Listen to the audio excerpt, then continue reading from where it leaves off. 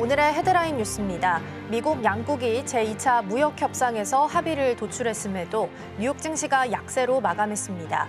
5월 CPI 역시 예상치를 하회하며 강보합세로 출발했던 미 증시는 중동발 지정학적 긴장이 고조되며 하락 마감했습니다. 베선트 미국 재무부 장관이 미국과 무역 협상을 성실하게 하는 국가에 대해서는 필요시 상호관세 유예 기간을 연장할 수 있다는 입장을 시사했습니다. 베선트 장관은 하원 세입위원회 청문회에서 상호관세가 다시 발효되는 7월 9일에 협상 상대국이 미국의 우려를 해소하려는 의지가 있을 경우 상호관세 유예를 연장할 수 있다는 의미로 해석됩니다. 젠슨 황 엔비디아 CEO가 파리에서 열린 엔비디아 GTC 개발자 컨퍼런스 기조연설에서 양자 컴퓨팅이 기술적 전환점을 지나고 있으며 현실의 어려운 문제를 해결할 수 있는 단계로 진화할 것이라는 입장을 시사했습니다.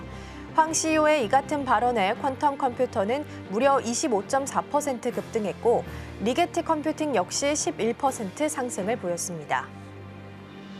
이재명 대통령이 11일 한국거래소 시장감시위원회를 방문해 신종 수법에 대응해 주식 불공정 거래를 적발하도록 시스템을 개선하고 신속한 조사를 위해 조직 신설하는 방안을 적극 검토하라고 지시했습니다. 아울러 부정 거래를 예방하는 전초 기지로서 거래소의 역할과 관련해 명확한 근거가 있는 개별 계좌들에 대한 즉각적 거래 중지 등도 거론했다고 전해집니다. 시청자 여러분 안녕하세요. 여러분의 성공 투자를 응원합니다. 출발 증시와이드 1부 시작합니다. 진행의 이가은입니다. 어제 뉴욕 증시는 하락하면서 마감했습니다. 미중 무역협상 고위급 협상이 큰 틀에서는 합의를 이뤘는데요. 마법의 단어죠. 선반영, 재료 노출이라는 이야기가 나오게 되면서 지수는 다소 약세를 보였습니다. 더불어서 CPI 지표도 발표가 됐습니다. 2.4%로 나왔는데요. 이는 예상치를 하회하는 수치였습니다. 일단 보통 같았으면 좋은 이야기였겠지만 어제는 오히려 경기 불안에 대한 우려감이 높아지게 되면서 지수를 좀 더 끌어내리는 요인으로 작용하기도 했습니다. 국내 증시는 어느덧 3,000피를 내다보고 있는 상황입니다. 다만 이제 어제 뉴욕 증시가 좀 약세를 보였기 때문에 오늘 이 같은 내용을 우리 증시가 어떻게 반영하게 될지 함께 고민해 보도록 하겠습니다. 자, 그럼 먼저 오늘 저희가 준비한 코너부터 함께 소개해 드리도록 하겠습니다. 오늘 첫 번째 코너로는 빅애플 스탁 준비되어 있습니다. 테슬라의 로보택시가 사실 외신들이 예상했던 날짜가 6월 12일 오늘이었습니다. 다만 이제 머스크 CEO가 22일이라고 공식적으로 이야기를 한 상황인데요. 더불어서 어제는 트럼프와 설전을 벌인 거에 대해서도 후회한다라는 코멘트를 줬는데 앞으로 로보택시 일정과 맞물리면서 좀 더 규제 완화와 지원을 받을 수 있을지 함께 고민해 보도록 하겠습니다. 두 번째 코너로는 넥스트 트레이딩 준비되어 있습니다. 어제 6월 1일부터 10일까지 수출 데이터가 공개됐는데요. 특히 화장품 쪽에서 유럽향, 그중에서도 폴란드향 수출 금액이 굉장히 많이 늘어났습니다. 무려 1,900% 넘게 수출 금액이 올라간 것을 확인할 수 있었는데요. 넥스트 트레이딩 애프터 마켓에서도 관련해서 종목들 상승세 보였으니까 함께 확인해 보도록 하겠습니다. 자, 그럼 출발 증시와이드 1부 본격적으로 시작해 보도록 하겠습니다.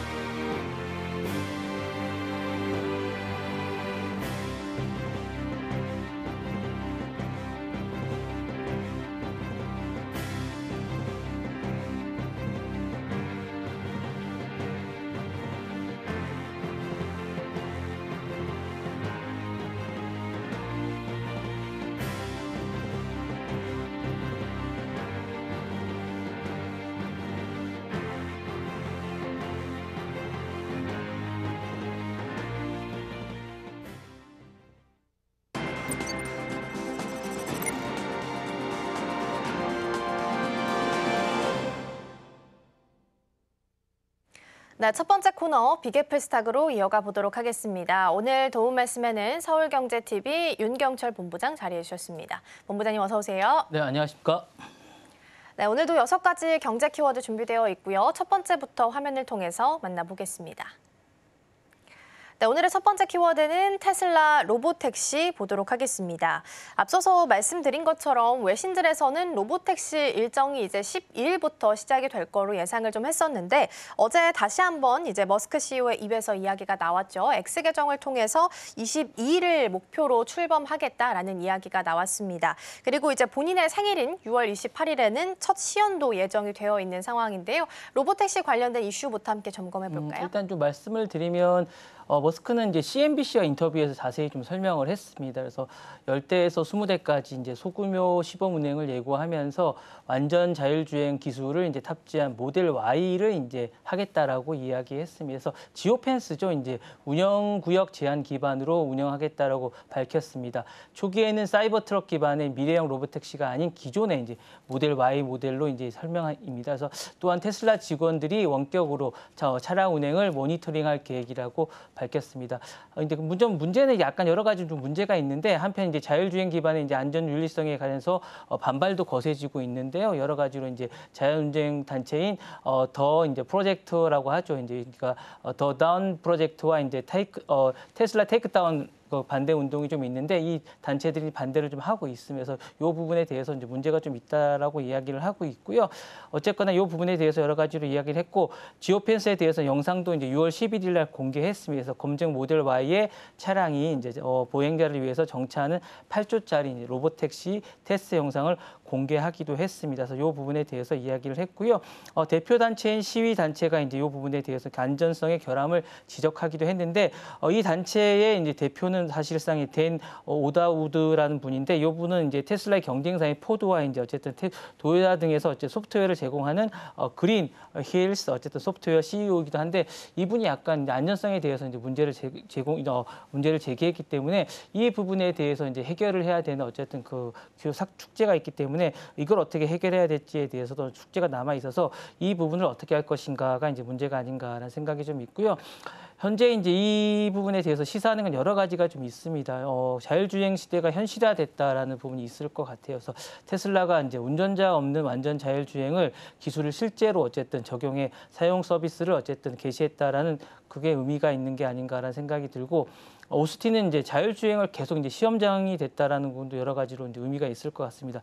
도시 기반의 인프라와 이제 정책 유연성에 따라서 미래 교통의 실험의 정치적 파일럿 도시로 이제 부상하는 게 아닌가라는 생각이 들고 무엇보다 이제 일론 머스크가 이제 다중 권력으로 이제 처음으로 이제 자신이 이제 도지부를 나와서 뭔가 이제 실험을 보여준다는 의미에서 뭔가 의미가 있는 게 아닌가라는 생각이 들고 말씀하신 대로 이제 여러 가지로 자신이 후회된다는 발언을 하고 이제 나와서 이제 여러 가지 선보이는 첫 무대라는 점에서 좀더 기대가 되는 게 아닌가라는 생각이 듭니다. 네.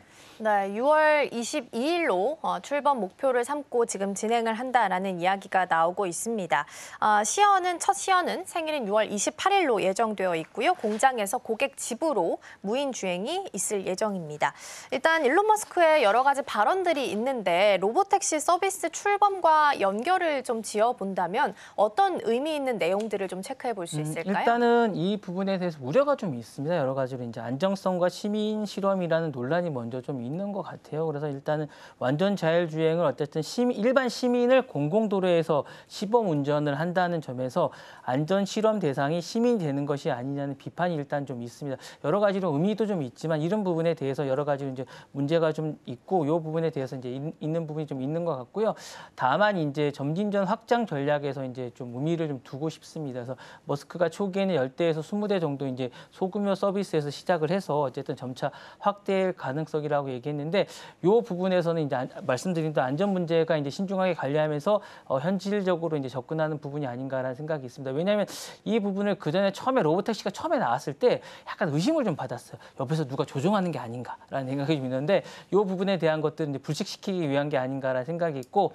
일단은 오스틴을 시작으로 이제 샌프란시스코, 로스앤젤레스 주요 도시를 확장할 계획이고 이제 이는 로보택시의 이제 확산 속도를 이제 가속할 생각인가 아닌가라는 생각이 들어요. FSD가 사실은 지금 웨이모라든가 이제 경쟁사보다 좀 뒤졌다라는 게 좀 약간 자신들의 약점이라고 생각하시면 될 것 같아요. 왜냐하면 지금 레벨 어쨌든 한 3 후반 정도라고 생각하시면 될 것 같은데 기존에 이제 웨이모는 4 정도를 넘어서서 이제 많이 이제 앞서가고 있기 때문에 이 부분을 어떻게 극복하느냐가 이제 이제 관건이라고 보시면 될 것 같은데 이렇게 이제 이 부분에 대해서 어쨌든 그 극복을 하게 되면 어쨌든 기술적 산업적 영향에서 자율주행 상용화가 어쨌든 실질적으로 진전을 보여준다라는 게 많은 부분을 보여줌으로써 산업에 큰 자극제가 되지 않을까라는 생각이 들고요. 이렇게 되면 이제 시장과 투자 영향이 상당히 큰 의미가 있을 것 같습니다. 그렇게 되면 투자자와 기대감이 상승하게 될 거고 테슬라 주가는 상당히 많이 넘지 않을까라는 생각이 듭니다. 그래서 그렇게 만약 서비스가 성공하게 되면 테슬라 시가총액이 만약에 2조 달러를 넘어서게 될 거라는 기대감이 있습니다. 그렇게 되면 경쟁도 심화될 거고 산업 구조도 많은 변화가 있지 않을까라는 생각이 듭니다. 네, 그렇게 본다면 이제 우버는 영국 도로에서 이미 레벨 4 단계 운전자 개입이 없는 단계로 지금 로보택시 시범 운행이 시작이 된 상태고요. 테슬라는 지금 목표가 6월 22일이니까 이후에 나오는 뉴스들 조금 체크해서 함께 보도록 하겠습니다. 자, 첫 번째 키워드 마무리하고요. 이번에는 두 번째 키워드 넘어가 보도록 하겠습니다. 네, 이어서 두 번째 키워드는 유튜브 삭제 완화 이 부분 보도록 하겠습니다. 유튜브가 최근 들어서는 이 콘텐츠 삭제 정책을 사실상 완화한 것으로 나타나고 있습니다. 트럼프 대통령 복귀 이후로 이제 공공의 이익이라는 이유를 좀 붙여서 규정에 좀 위반된 영상들까지도 허용하기 시작했다라는 이야기들이 좀 나오고 있는데요. 이런 유튜브의 결정을 어떻게 해석을 좀 해보면 좋을까요? 유튜브를 이제 얘기를 좀 들으시면 사실은 유튜브가 최근에 이제 여러 가지로 이제 가짜뉴스 이런 거에 많이 시달리고 여러 가지 문제가 좀 많았습니다. 그래서 사실은 이 부분에 대해서 유튜브가 최근에 많은 부분이 있었는데 이게 사실은 공식적으로 발표는 하지 않았어요. 그래서 이 부분에 대해서 사실은 많은 부분에 대해서 이게 정말로 그렇게 된 것인가에 대해서는 사실 알 수가 없습니다. 그래서 이 부분에 대해서 그런 건데 예컨대 이제 이 부분에 대해서 시의회라든가 대선 유세라든가 이런 부분이 해당이 됩니다. 해당 방식은 공식적으로 발표는 되지 않았지만 트럼프 대통령 복귀 이후에 보수층의 압박에 따른 어쨌든 빅테크의 자율 규제의 흐름과 맞물려 있다라고 할 수 있을 것 같습니다. 메타도 지난 1월에 팩트체크 프로그램이 종료가 됐고 X 역시 검열의 사용자에게 맡기고 있는 추세이기 때문에 이런 것과 맞물린 게 아닌가라는 생각이 드는데 대표적인 사례는 이런 것 같아요. 코로나 백신이 유전자에 영향을 준다고 해서 주장한 의료 허위 정보 영상이 삭제되지 않았습니다. 그리고 이제 트랜스젠더를 향한 비하 발언이 포함된 정치 논란 역시 허용이 되고 있고요. 우리나라도 비슷한 경우인데 이제 한국의 이제 전 대통령이죠. 윤석열 대통령의 전 대통령에 대해서 이제 단두대를 거꾸로 본다라는 표현이 나온 영상이 있는데 이 영상 역시 삭제되지 않고 그대로 이제 공익성 이유로 유지되고 있습니다. 그러니까 이런 것들이 이제 유튜브 측이 공익 개념을 진화 중이며 자유 피해 방지 사이에서 균형을 추구하고 있다라고 밝히고 있고요. 올해 1분기 유튜브 여전히 19만 개 역시 이 부분을 삭제했다고 하지만 이 부분에 대해서 어쨌든 계속 유지하고 있는데 비판적 시각들이 역시 있습니다. 이 부분에 대해서 어쨌든 프로젝트가 과거에는 삭제됐는데 이 부분이 지금 삭제되지 않다라고 하고 있는데 많은 사람들이 약간 의심하는 게 수익성을 좀 높이고 있는 게 아닌가라고 공익성이라는 이유로 약간 수익성을 하고 있지 않냐라고 생각하고 있는데 이 부분에 대해서 약간 의심을 하고 있고 역시 논쟁이 되고 있습니다. 그래서 이 부분을 좀 의심하고 있는데 이 부분에서 약간 이제 많은 부분에 대해서 의심을 하고 있다라는 생각이 좀 들고 이 부분이 시사하는 게 이런 것들이 아닌가라는 생각이 드는데 두 가지 측면을 좀 생각해 볼 수 있을 것 같아요. 약간 그 트럼프 정부가 들어서면서 이 유튜브 측에 약간 자신들에게 계속 공격했던 이런 부분들에 대해서 약간 완화 정책을 쓰는 것 하나 그다음에 최근에 수익이 좀 떨어졌는데 약간 이런 부분에서 수익성 강화를 좀 하기 위한 게 아닌가라는 생각이 들면서 이 부분들은 이제 혐오 발언을 정당화하면서 약간 플랫폼의 논리를 수익을 강화하는 게 아닌가라는 생각이 들면서 이게 맞다 하면서 윈윈 전략이 아닌가라는 생각이 좀 듭니다. 네. 네, 그렇게 본다면 유튜브는 지금 공익성을 이유로 내세우면서 지금 수익을 추구하는 것 같다라는 말씀을 좀 주신 것 같습니다. 유튜브가 여러 가지 정책들을 좀 완화하고 있는 스탠스를 취하고 있는데 그러면 온라인 정보 신뢰도에 있어서도 상당히 좀 부정적인 영향을 줄 것 같거든요. 어떻게 보세요? 정확하게 보실 것 같아요. 이렇게 되면 만약에 이제 디지털 혐오라든가 허위 정보 같은 것들이 어쨌든 영향을 받게 되겠죠. 그렇게 되면 허위 정보 및 혐오가 증가될 가능성이 있습니다. 이렇게 되면 당연히 증가하게 될 것 같습니다. 예를 들면 트랜스젠더에 대한 모욕적 발언이나 의료의 오정보가 포함된 영상이라든가 이런 것들이 공익적이라는 명분으로 삭제되지 않고 남아있게 되면 당연히 이런 것들이 정말 증가하게 될 것 같습니다. 그렇게 되면 플랫폼 내에 정보의 환경 변화가 당연히 일어날 것 같고 이는 이용자들이 잘못된 정보들을 그대로 받아들이고 이렇게 되면 계속 위험이 노출될 가능성이 있고 사회적 갈등이나 분열이 부추길 수밖에 없게 됩니다. 상당히 좀 위험할 것 같고요.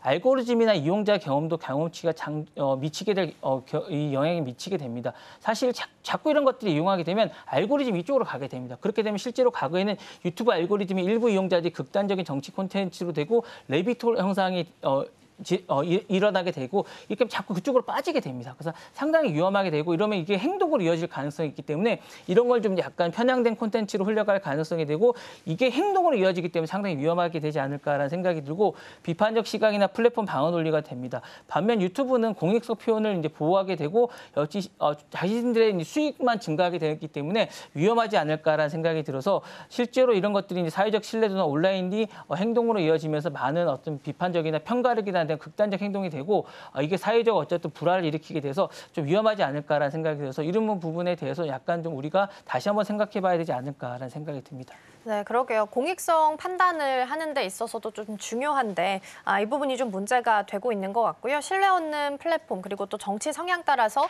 사실을 왜곡할 수 있다라는 우려도 나오고 있다라는 부분 살펴봤습니다. 자, 두 번째 키워드 만나봤고요. 다음으로 넘어가서 세 번째 키워드 확인해 보도록 하겠습니다.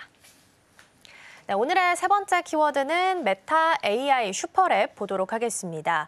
메타가 최근에 내부적으로 슈퍼 인공지능 전담 연구소 설립을 확정지었다라고 합니다.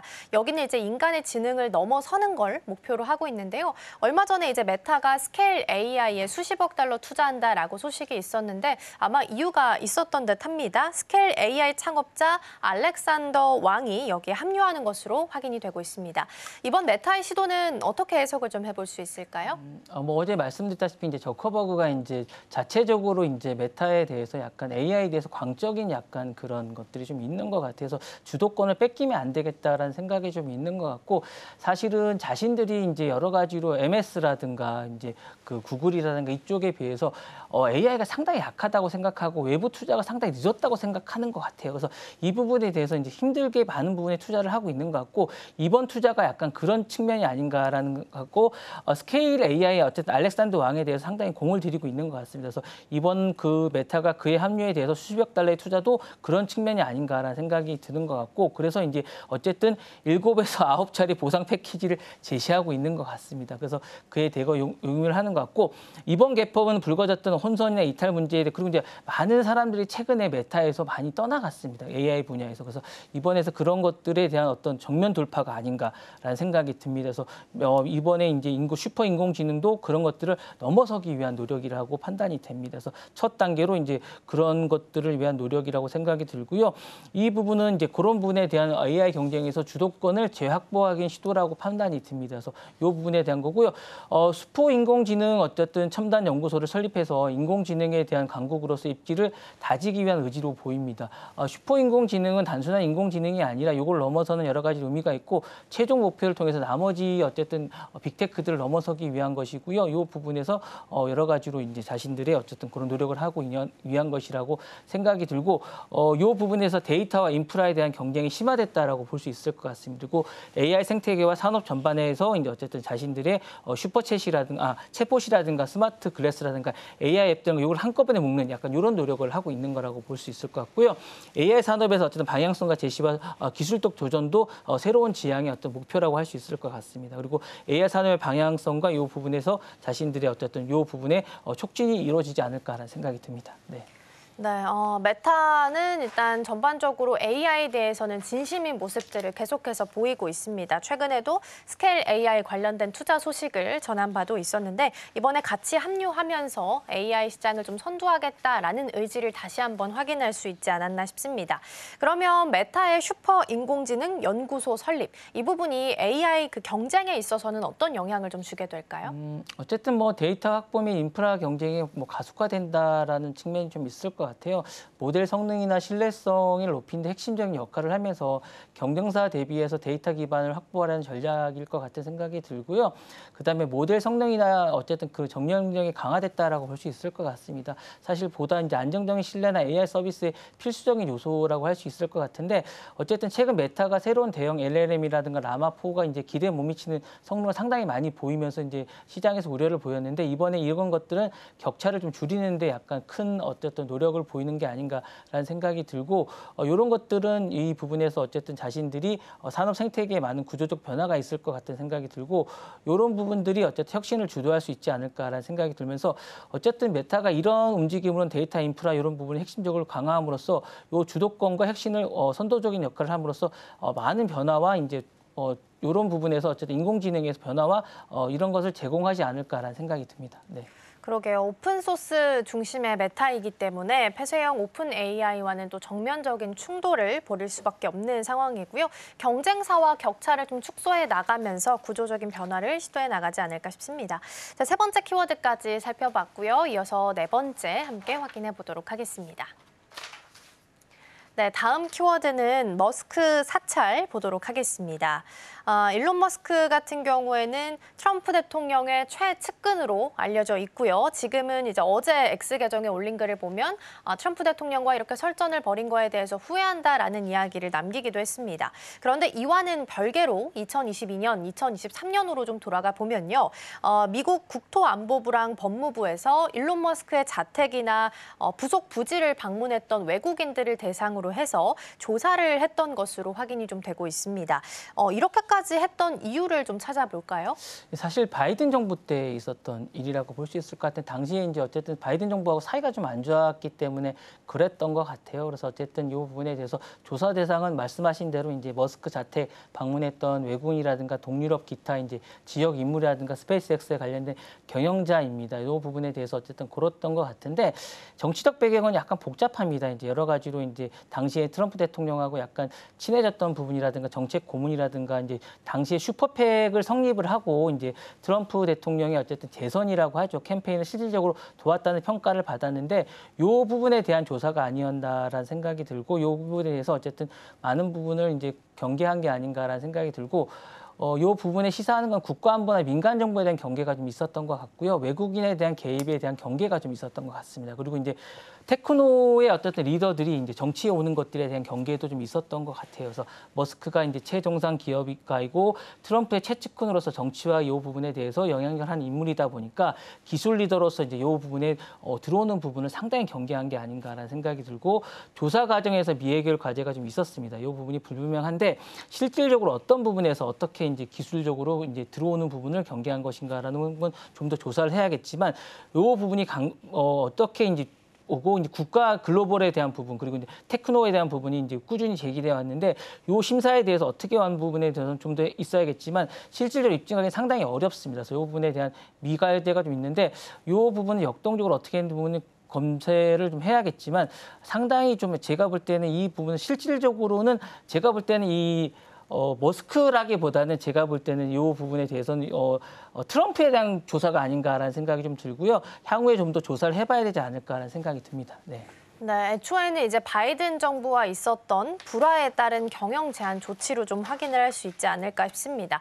사실 사찰을 한 거로 볼 수 있기 때문에 긍정적인 뉴스만은 아닐 텐데요. 이번 조사가 앞으로 미국과 또 글로벌 기술 기업들 사이에서 외국인 접촉 정책에는 어떤 변화를 좀 주게 될까요? 제가 볼 때는 그러니까 국내 정보가 해외에 나가는 거에 대한 염려가 좀 있었던 게 아닌가라는 생각이 좀 들어서 기술 기업과 외국 교류에 대한 감시 규제가 좀 강화되지 않을까라는 생각이 들고요. 첫 번째로는 두 번째로는 글로벌 협력과 이제 인재 유치에 대한 어쨌든 부정적 영향이 좀 있을 것 같습니다. 그래서 이제 기술 기업의 자체적인 위험 관리 체계가 강화가 될 것 같고요. 정치와 기술과 경계가 신뢰 구축이 좀 있어야 될 것 같습니다. 왜냐하면 이게 사실은 이런 데에 대한 염려에서 이제 출발을 하는 거게 있고 자체적으로 이제 약간 스파이라는 이런 개념도 좀 있는 것 같아요. 그래서 이런 부분이 좀 있을 것 같고 마지막으로는 글로벌 기술의 생태계의 변화도 좀 있을 것 같아요. 그래서 글로벌 기술 생태계는 국경을 넘어서 협력이 점차 좀 어려워지지 않을까라는 생각이 있고 끝으로는 이제 중국의 기술이 약간 나가는 것도 약간 염려했던 것 같은 그런 생각도 좀 있어서 이 부분에 대한 안보 리스크와 글로벌의 협력 간의 균형을 맞추는데 많은 리소스가 투입될 것 같고 결국에 신뢰 구축을 좀 더 많이 해야 되지 않을까라는 생각이 듭니다. 네. 네, 미국 정부는 일단 기밀 접점 기업이나 외국인 밀접 접촉 제한이 좀 필요하다라는 입장을 취하고 있는 것 같습니다. 머스크 관련된 내용까지 함께 살펴봤고요. 이어서 다섯 번째 키워드 넘어가 보도록 하겠습니다. 네, 다음 키워드는 Answer Engine 보도록 하겠습니다. 인공지능이 이제 뉴스 생태계도 좀 흔들고 있습니다. 아무래도 이제 검색하는 플랫폼들이 좀 많아지고 있다 보니까 수많은 온라인 언론들이 급격하게 트래픽 감소에 있어서도 좀 시달리고 있다라고 하는데요. 일찌감치 구글 같은 경우에는 지난해부터 AI 오버뷰 기능을 도입을 하면서 검색 결과 상단에다가 내용을 조금 요약해주는 이른바 Answer Engine을 도입하면서 제공을 하기도 했습니다. 일단 이러한 현상들이 시사하는 바는 어떤 부분들이 좀 있을까요? 일단은 상당히 좀 의미가 좀 있을 것 같고 많은 언론사들이 참 참고를 좀 해봐야 될 것 같은 생각이 있습니다. 사실 구글이 들어오면서 구글이 이런 부분들의 검색 광고를 하면서 많은 인터넷, 특히 인터넷 기반의 많은 언론사들이 수익이 많이 증가했습니다. 그래서 아시다시피 이제 이 부분이 있었는데요. 이런 것들이 많이 변했다고 할 수 있는데 실질적으로 이 매출을 보시면 알 수 있습니다. 지난 3년간 미국 기준이긴 하지만 우리나라도 참고해 보셔야 될 것 같아요. 그래서 지난 3년간 허프포스트 구글 검색 유입 트래픽을 보면 절반 이상 감소했고요. 대표적인 워싱턴 포스트도 비슷한 하락세를 보였습니다. 그러니까 우리나라도 곧 이게 올 것 같은 생각이 들었는데 비즈니스 인사이더라는 유명한 매체도 있는데 55% 감소했고요. 허프포스트도 50% 이상 감소했습니다. 워싱턴 포스트도 비슷한 수준으로 감소했고 여러분들 잘 아시는 세계적인 매체죠. 뉴욕타임즈도 비슷한 검색 유입이 됐어요. 그래서 만약에 44% 정도 감소를 했습니다. 월스트리트저널은 24% 정도 감소했어요. 그러니까 상당히 의미가 있다라는 생각이 들고요. 이런 것들은 사실 이제 올 5월에 미국이 이걸 단순한 검색이 아니라 정답 모드라고 하죠. AI 모드로 전면 출시하면서 이게 완전히 감소하게 됐다는 겁니다. 그래서 이제 언론사들도 대응 전략을 좀 바꾸고 있습니다. 그래서 아틀랜틱이라는 신문사는 앱을 고도화시켰고 이제 잡지로 이게 변화시켰습니다. 그래서 월스트리트저널은 독자 신뢰 회복을 위해서 직접 방문을 유도를 강화하고 있는 상황이고요. 뉴욕타임즈는 AI 스타트업을 상대로 저작권 소송을 하고 있습니다. 그러니까 이 부분에 대해서 이제 챗GPT라든가 이런 회사들을 상대로 어쨌든 오픈 AI를 상대로 어쨌든 이 부분에 대해서 돈을 더 내라. 이건 우리 것이다라고 이야기를 하고 있는 상태고 단레시 메디어스도 사실은 레시피라든가 뉴스레터라든가 이런 것에서 자체적으로 많이 유입을 할 수 있도록 하는 이런 광고를 하고 있습니다. 그래서 사실은 이제 AI가 단순한 기술 진보를 넘어서 언론의 광고를 사실은 이제 흔드는 게임 체인저로 오고 있는 약간 이런 상황이기 때문에 이건 사실 상징하는 게 상당히 많습니다. 그래서 이 부분에 대해서 어쨌든 AI 플랫폼과 갈등을 구조를 이제 어쨌든 심화시키고 있는 상황이고요. 뉴스 생태계를 완전히 바꾼다. 라고 생각하시면 될 것 같아요. 그래서 이건 사실은 이 세대뿐만 아니라 곧 이 생태계가 바뀐다라고 생각하시면 되기 때문에 사실은 많은 변화가 있기 때문에 이제 점점 더 우리가 이제 모르는 사이에 많은 것들이 바뀌고 있다라고 생각하시면 될 것 같고 이게 머나먼 이야기가 아니라고 생각하시면 되지 않을까라는 생각이 들면서 곧 대비책을 마련해야 되지 않을까라는 생각이 듭니다. 네, 그렇게 본다면 다른 언론 플랫폼들도 이러한 기능을 좀 도입하기 위해서 이를 본따서 다른 대안 대책들을 좀 마련해야 된다라는 조언을 좀 주신 것 같습니다.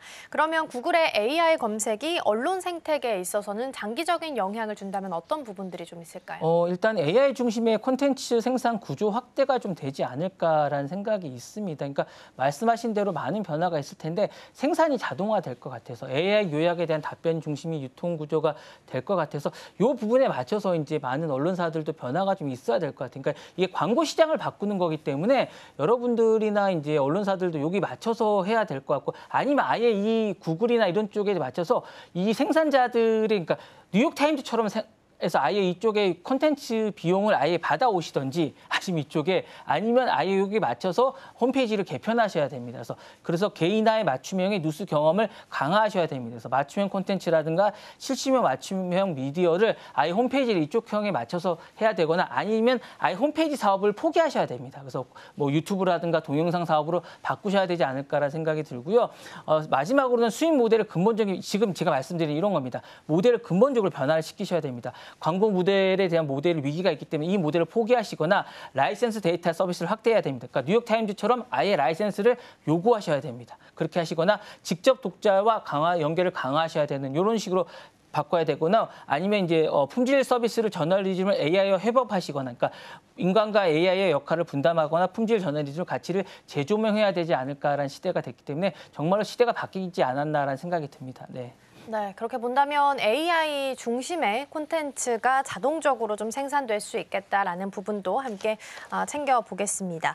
자, 그럼 이어서 마지막 키워드도 함께 확인해 보도록 하겠습니다. 네, 오늘의 마지막 키워드는 골드스톰 보도록 하겠습니다. 금과 은이 다시 한번 글로벌 금융의 중심에 섰습니다. 올해 1분기 세계 유수의 은행들이 귀금속 거래에서 지난 5년 동안 가장 높은 수익률을 기록한 것으로 확인이 됐습니다. JP모건이나 모건스탠리 같은 12개의 주요 IB들도 2025년 1분기 귀금속 부분 수익이 무려 5억 달러, 10년 평균 대비해서도 2배에 달한다라고 하는데요. 이러한 현상부터 함께 해석을 좀 해볼까요? 예, 맞습니다. 잘 보신 것 같은데 사실은 금을 유럽에서 이렇게 가져오기는 차익만 가져와도 돈을 번다고 할 정도로 사실 올해 금이나 은에 대해서 상당히 이제 상당히 돈을 많이 벌었는데 시장 조사 기관 이제 그린위치에 따르면 JP모건이나 모건스탠리라든가 12개 주요 은행이 올 1분기에 달해서 이제 수익만 해도 5억 달러라고 합니다. 그러니까 이는 10년 평균 2배에 달한다고 하고요. 지난 10년 동안 두 번째 높은 수치라고 합니다. 그래서 기금속 수익은 5억 달러라고 하고 이제 이렇게 상당히 높다라고 하는데 이 부분은 사실 이제 기금속이 안전 역할을 다시 하고 있다라는 걸 재확인시켜 준 게 아닌가라는 생각이 들고 이에 따라서 기금속은 인플레이션 해지라든가 통화 가치의 하락이라든가 경제 위기에 대한 대비 수단으로 다시 한 번 더 주목을 받고 있지 않는가라는 생각이 들고요. 그만큼 지금 약간 위기 시대가 정말로 혼돈의 시대가 아닌가라는 생각이 들어서 많은 사람들이 금을 찾고 있지 않나, 은을 찾고 있지 않나라는 생각이 듭니다. 인플레이션이라든가 지금 어쨌든 트럼프 정국의 대통령이 상당히 사람들을 불안하게 만들고 있는 게 아닌가라는 생각이 들고요. 관세 리스크와 차익 거래의 어떤 아비트레이지 기회가 확대되고 있는 게 아닌가라는 생각이 드는 것 같습니다. 그래서 특히 이제 관세 부과에 대한 우려가 크게 작용하면서 실제 관세를 부과하기 전에 기금속을 많은 사람들이 이동시키고 있는 게 아닌가라는 생각이 들어서 걱정이 됩니다, 사실. 그리고 이제 은행의 대형 수익 창출과 이제 시장의 영향력 확대가 많이 크고 있는데 이런 걸 정말 은행들이 이용하는 게 맞는 것인가라는 생각도 좀 들어서 정말 좀 이게 악의적이고 정말 그렇다는 생각이 좀 들어요. 그래서 은행이 단순한 중개 역할을 넘어서 시장 가격 형성과 물리적인 어쨌든 금은의 유통적인 핵심 역할을 하고 있는데 이게 핵심적인 역할이라는 게 아니라 이걸 이용해서 돈을 버는 게 정말 저는 악의적이라는 생각이 좀 들거든요. 이게 좀 나쁘다는 생각이 좀 들 정도로 약간 이런 생각이 들고요. 5억 달러라는 게 말이 5억 달러 이제 엄청난 금액입니다, 사실. 그리고 이제 시장의 변동성과 불확실성이 계속 지속되고 있다라는 생각이 드는데 이게 상반기에만 되는 게 아니라 하반기까지 이어질 것 같아서 정말 걱정이 들고요. 기금속 시장의 구조적 변화와 미래 전망이 계속될 것 같아서 정말로 좀 걱정이 된다라는 말씀을 다시 한번 드리고 싶습니다. 네. 네, 금과 은이 다시 한번 금융시장으로 돌아오고 있다는 부분 살펴보고 있고요. JP모건이나 모건스탠리도 금 1분기 수익이 5년 내 최고치 수준까지 나타났다라는 부분 살펴봤습니다.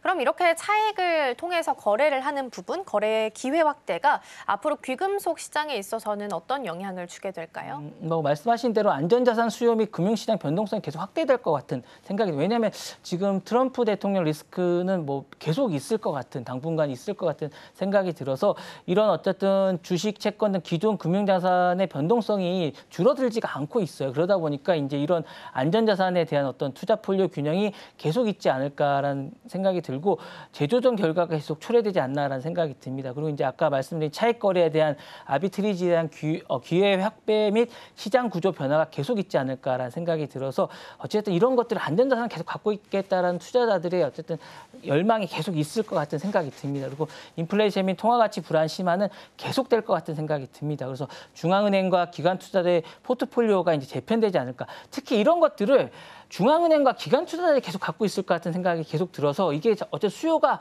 계속 이제 있을 것 같은 생각이 들어서 이제 이런 가격이 계속 상승하고 될 것 같고 차익 실현도 계속 있을 것 같은 생각이 듭니다. 그래서 관련 산업의 파생 상품의 시장 영향도 있을 것 같고 이런 파생 상품도 계속 생길 것 같은 그런 생각이 듭니다. 그래서 글로벌의 금융의 어떤 중심축과 기금속의 위상 강화도 계속되지 않을까라는 생각이 듭니다. 네. 네, 차익 거래 확대로 금과 통화 정책 민감도도 최고조에 달할 수 있겠다라는 부분도 함께 염두해 주시면 좋겠습니다. 자, 6가지 경제 키워드 함께 살펴봤고요. 본부장님과는 오늘 여기서 인사 나누겠습니다. 오늘 말씀 고맙습니다. 감사합니다.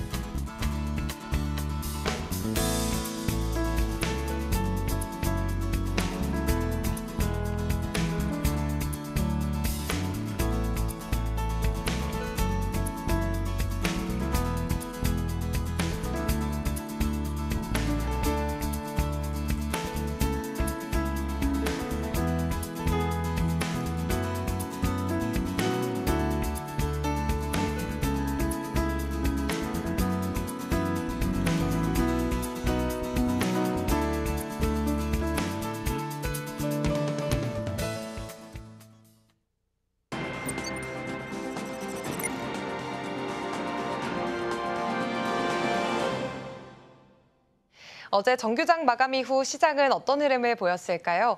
애프터마켓에서 유독 눈에 띄었던 종목들, 오늘장에 어떤 힌트를 줄 수 있을지 함께 살펴보시죠. 먼저 어제 애프터마켓에서 상승률 상위 종목들 살펴보겠습니다. 1위로는 하나솔루션이 차지를 하면서 19.61%의 상승률을 기록했고요. 그리고 모나용평이 역시나 19%의 상승세로 2위, 그리고 나머지 실리콘2, AD테크놀로지, HPSP까지 모두 15%대 이상의 상승세를 나타냈습니다.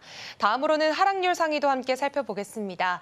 1위로는 엑시콘이 5%가 넘는 하락세 보여주면서 하락률 1위를 차지했고요. 그리고 2위인 예스24를 필두로 해서 JYP엔터와 인투셀 그리고 HD 현대인프라코어까지 모두 나란히 3%대의 약세를 보였습니다. 그렇다면 애프터마켓에서 투자자들의 시선이 향했던 종목들, 그 이슈를 자세히 살펴보겠습니다. 넥스트 트레이딩 지금 시작합니다.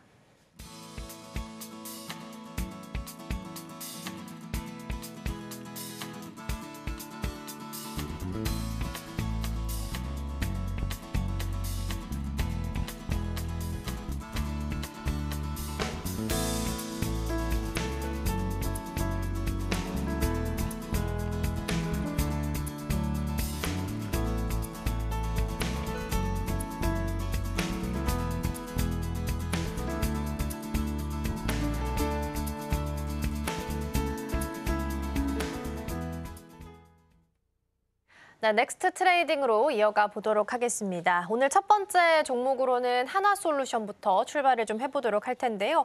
하루 만에 주가가 계속 오름세를 정규장에서도 시연을 했고요. 애프터마켓에서도 무려 19% 넘게 뛰기도 했습니다. 여러 가지 매크로 이슈가 있었겠지만 가장 큰 걸로 본다면 일단 국내 정책에 대한 모멘텀이 좀 반영됐다라고 해석을 해야겠죠. 네, 맞습니다. 하나솔루션 주가는 어제 애프터마켓 기준으로 19%나 상승을 하면서 단연 시장의 중심에 섰습니다. 이번 급등의 핵심 키워드는 크게 두 가지, 바로 정책 기대감과 글로벌 흐름인데요. 먼저 국내 요인을 보면 이재명 대통령이 후보 시절부터 강조했던 공약 중에 하나가 바로 기후에너지부 신설입니다. 어제 국회의원회관에서 이와 관련한 토론회가 열렸고 환경부와 산업부, 대통령 직속 2050 탄소중립 녹색성장위원회 등 관련 부처들이 참석을 해서 적극적인 의견을 제시를 했습니다. 이 자리에서는 기후 정책과 에너지 정책을 통합해서 실질적인 컨트롤 타워로 기능해야 한다는 목소리가 나왔었고요. RE100 실현을 위한 재생에너지 확대, 그리고 산업 단지 조성, 제도 정비 등 다양한 정책 방향도 함께 논의가 됐습니다. 시장에서는 이 같은 논의가 단기 이벤트에 그치지 않고 실제 산업 투자로 이어질 거라는 기대를 품고 있고요. 특히 하나솔루션은 국내 태양광 대표 기업이자 글로벌 시장에서도 영향력을 갖고 있는 만큼 이런 정책 수혜 기대감이 빠르게 반영된 것으로 보입니다. 네, 보통 이제 신재생 그중에서도 태양광을 본다면 국내 정책의 수혜를 받으면 HD 현대에너지솔루션 그리고 미국 쪽 영향을 좀 받는다 하면 하나솔루션 보통 이렇게 꼽게 되는데요. 그만큼 하나솔루션은 또 해외 정책에 대한 모멘텀도 같이 좀 받아가는 경향이 있는 것 같아요. 해외에서 들려온 소식도 긍정적인 영향을 좀 줬었죠. 네, 맞습니다. 이번 급등에는 미국 시장의 흐름도 큰 영향을 줬습니다. 현지 시간 6월 10일 월스트리트 저널에서 이런 보도가 나왔는데요. 미국의 주요 태양광 기업들이 의회를 상대로 청정 에너지 관련 보조금을 계속 유지해달라고 본격적인 로비에 나섰다는 내용이었습니다. 이 뉴스가 나오자마자 미국 주식시장에서 태양광 관련 종목들이 일제히 반응을 했습니다. 솔라에지 테크놀로지스는 하루 만에 11% 넘게, 그리고 썰런도 7% 이상 오르는 모습을 보여주기도 했었는데요. 그동안 미국에서는 태양광 업체들의 보조금 축소에 대한 우려가 있었던 상황이었습니다. 그런데 AI 산업이 급속히 성장을 하면서 전력 수요가 훨씬 빨리 늘고 있고 또 이걸 감당하려면 태양광 같은 대체 에너지도 더 적극적으로 써야 한다는 인식이 커지고 있는 겁니다. 이런 흐름이 우리 시장에도 영향을 미친 건데요. 하나솔루션은 미국에서도 태양광 사업을 활발히 하고 있기 때문에 글로벌 정책 환경이 좋아진다는 신호가 국내 주가에도 곧바로 반영이 된 걸로 보입니다.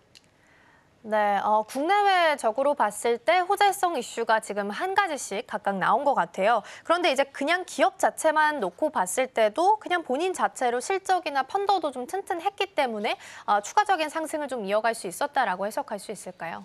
네, 맞습니다. 사실 이 정책 이슈만으로도 주가가 이렇게 급등하기는 쉽지가 않습니다. 결국에는 기업의 펀더멘털, 그러니까 실적과 밸류에이션이 뒷받침돼야지 이런 상승 흐름이 만들어질 수가 있겠는데요.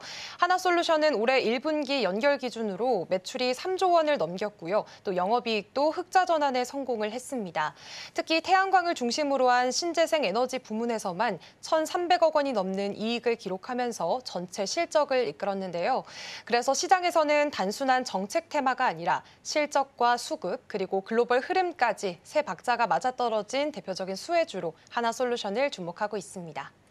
네, 특히나 이제 미국 쪽에서는 중국 태양광 쪽도 좀 옥죄기 위해서 동남아를 우회해서 들어오는 태양광 패널에 대해서도 이걸 막기 위해서 지금 3,500% 관세 이야기도 좀 나오고 있습니다.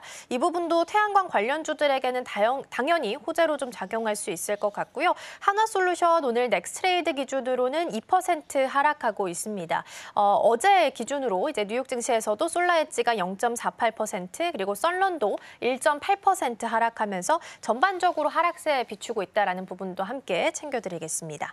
자, 그럼 이어서 두 번째 종목 실리콘2로 넘어가 보겠습니다.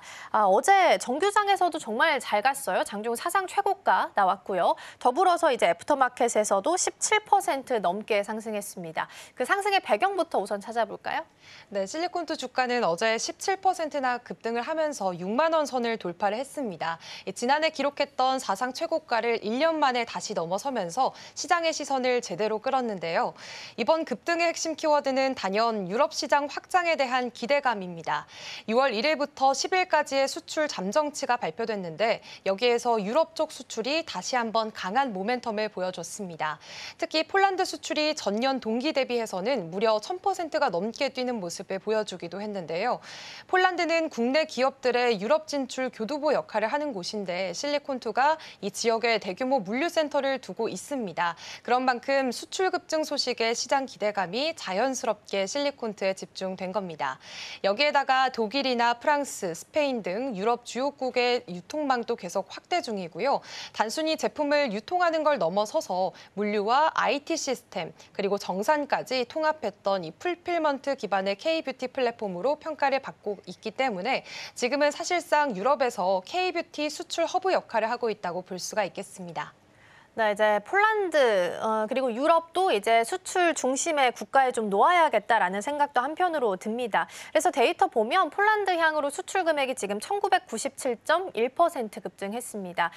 그런데 다만 이제 금액이 그렇게 크지는 않아서 이걸 의미를 둬야 할지는 시장에서 주가 반응을 얼마나 이어갈지는 좀 봐야 될 것 같은데요. 실리콘2가 그렇다면 유럽 시장 안에서는 정말 확실한 경쟁력을 갖추고 있는 기업인지도 좀 궁금하거든요. 네, 그래도 이게 단기적인 이슈라기보다는 실리콘2가 유럽 시장 안에서 확실히 자리를 잡아가고 있다라고 보는 시각이 좀 많습니다. 실제로 요즘은 국내 화장품 수출 비중에서도 유럽이 미국을 처음으로 앞질렀는데요. 산업부 발표 기준으로 지난 4월 유럽 비중이 17.2%로 미국보다 높았고 또 1월부터 4월까지의 누적 수출액만 봐도 작년 연간 실적의 40% 이상을 이미 채웠습니다. 이런 흐름 속에서 실리콘2는 유럽 매출이 전년보다 180% 넘게 늘었고 1분기 전체 매출 중 3분의 1이 유럽에서 나왔습니다. 영국의 부츠나 세포라 같은 유통사들과 협업도 본격화됐고요. 또 K-뷰티 페어나 팝업 스토어도 활발하게 열고 있습니다. 무엇보다 유럽 소비자들이 경험 중심 소비를 중시하는 Z세대가 많다 보니까 단순히 제품만 파는 걸로는 부족합니다.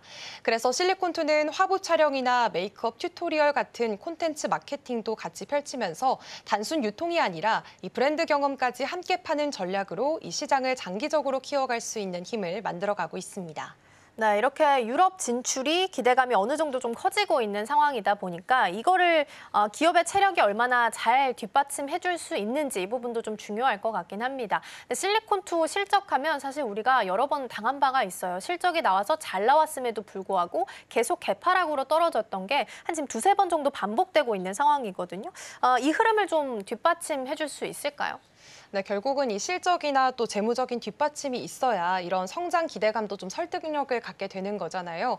실리콘투는 외형 성장뿐만 아니라 펀더멘털도 꽤 탄탄한 모습을 보여주고 있습니다. 1분기 기준으로 매출이 2,400억 원을 넘었고 전년보다 60% 넘게 성장했습니다.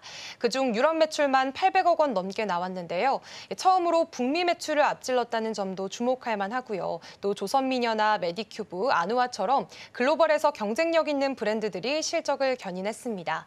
무엇보다 현금성 자산이 1,500억 원에 달하다 보니까 앞으로는 브랜드 인수나 물류 확장, 또 새로운 시장 진출에도 충분한 여력이 있다는 점이 투자자들에게 신뢰로 작용하고 있는 겁니다. 이렇게 단순히 화장품만 파는 유통업체가 아니라 K푸드나 K팝 같은 콘텐츠와의 시너지까지 준비를 하고 있는 플랫폼 기업으로 성장 스토리를 확장해 나가고 있다는 점도 눈여겨볼 부분입니다.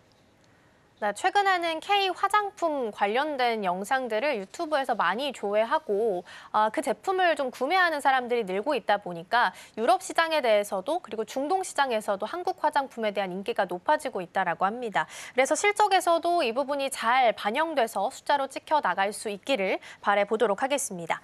자, 그럼 두 번째 종목 마무리하고 세 번째 AD 테크놀로지 보겠습니다. 이 종목은 시스템 반도체 설계를 전문으로 하고 있는 기업인데요. 어제 애프터마켓에서 16% 급등했습니다. 상승 배경부터 살펴보겠습니다. 네, 이번 급등을 이끈 배경은 총 3가지로 정리를 해볼 수가 있겠습니다. 먼저 바로 자율주행 그리고 삼성전자, 재평가 기대감 이렇게 3가지인데요. 먼저 자율주행을 살펴보면 요즘 테슬라의 로보택시를 비롯해서 글로벌 완성차 업체들이 2단계, 3단계 자율주행 상용화를 앞두고 고성능 반도체 수요를 빠르게 키워가고 있습니다. AD 테크놀로지는 이런 자율주행 칩을 전문으로 설계하는 기업이라서 자연스럽게 시장의 주목을 받는 거고요. 특히나 삼성전자 파운드리와의 파트너십도 중요한 포인트입니다. 삼성이 차량용 반도체를 미래 성장 동력으로 삼고 투자를 확대하고 있는데 이 AD 테크놀로지는 설계 파트너로서 이 과정에서 깊숙이 참여를 하고 있습니다. 예를 들면 미국 전기차 스타트업이나 유럽 완성차 업체와의 프로젝트에서 삼성은 반도체 생산을 또 AD 테크놀로지는 설계를 맡는 식인데요. 덕분에 수주가 꾸준히 이어지고 있고 또 AI나 센서 융합 기술이 들어간 고성능 반도체 쪽으로도 디자인 포트폴리오를 점점 더 확장을 시키고 있습니다.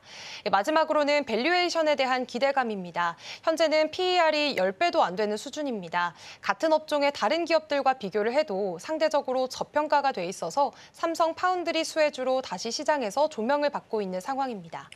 네, AD 테크놀로지 같은 경우에는 삼성전자와의 협업 구조나 수주 흐름이 그래도 기업을 좀 받쳐주고 있는 상황이다라고 해석을 할 수 있을 것 같은데요. 실제적으로 나오는 숫자의 찍힘 어느 정도일까요?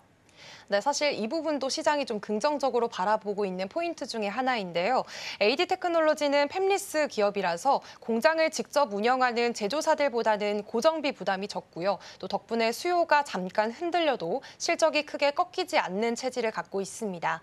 올해는 기존 고객사의 일정 조정 때문에 매출이 조금 줄어들 것으로 보이긴 하지만 이건 일시적인 영향으로 시장에서는 바라보고 있고요. 내년부터는 수주가 본격적으로 반영이 되면서 매출과 이익이 동시에 회복될 거라는 기대가 큽니다. 특히 최근 수주에는 미국 전기차 스타트업이나 유럽 완성차 업체처럼 신규 고객사들도 많이 포함돼 있어서 고객층이 훨씬 다양해졌습니다. 또 삼성전자가 차량용 파운드리 사업에 드라이브를 걸고 있는 만큼 그 파트너인 AD 테크놀로지도 앞으로 수주 확대에 따른 실적 레버리지가 가능하다는 평가가 나오고 있습니다. 네, 삼성전자를 중심에 두고 미국이나 유럽에서 새로운 고객사들도 좀 만들어가고 있다라고 하니까 숫자 실적도 함께 확인해 보도록 하겠습니다. 오늘 AD 테크놀로지는 넥스트레이드로 0.47% 상승률 기록하고 있습니다. 자, 그럼 다음으로는 예스24 살펴보겠습니다. 사실 어제 여기서 해킹 이슈가 좀 발생을 하게 되면서 아마 투자하시는 분들께서도 많이 좀 우려를 하셨을 텐데 어제 애프터마켓에서 4% 가까이 하락을 했습니다. 구체적인 상황을 좀 먼저 살펴볼까요? 네, 예스24의 하락은 이 랜섬웨어 해킹 사태가 불러온 이런 후폭풍 때문이었는데요. 사건은 지난 9일 새벽에 시작이 됐습니다.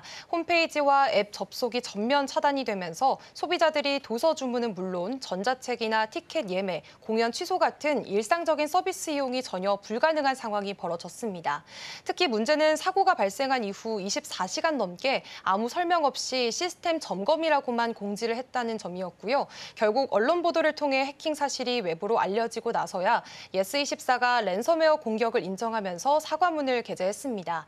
그동안 이용자들은 예매 정보 확인은 물론 배송 확인도 불가능했기 때문에 티켓 소비자들 사이에서는 예매한 공연을 못 보게 되는 것 아니냐는 불만도 쏟아졌고요. 출판사나 유통업체들 입장에서는 매출 피해가 바로 발생한 데다가 다음 주 서울국제도서전처럼 중요한 행사까지 앞두고 있어서 타격이 더 크게 작용을 했습니다. 결국 이런 사태들이 투자 심리를 얼어붙게 만들었고 주가가 곧바로 반응한 걸로 보이고 있습니다. 네, 시스템 점검과 관련해서 은폐 논란을 좀 떼놓을 수는 없을 것 같고요. 소비자 신뢰도 흔들릴 수밖에 없는 상황인 것 같긴 합니다. 기업의 신뢰도와 또 직결되는 보안 문제이기 때문에 좀 더 체크를 해봐야 될 텐데 이번 사태가 앞으로 주가에 좀 어떤 영향을 주게 될까요? 네, 일단 단기적으로는 투자 심리 위축이 조금 이어질 수밖에 없을 것 같습니다.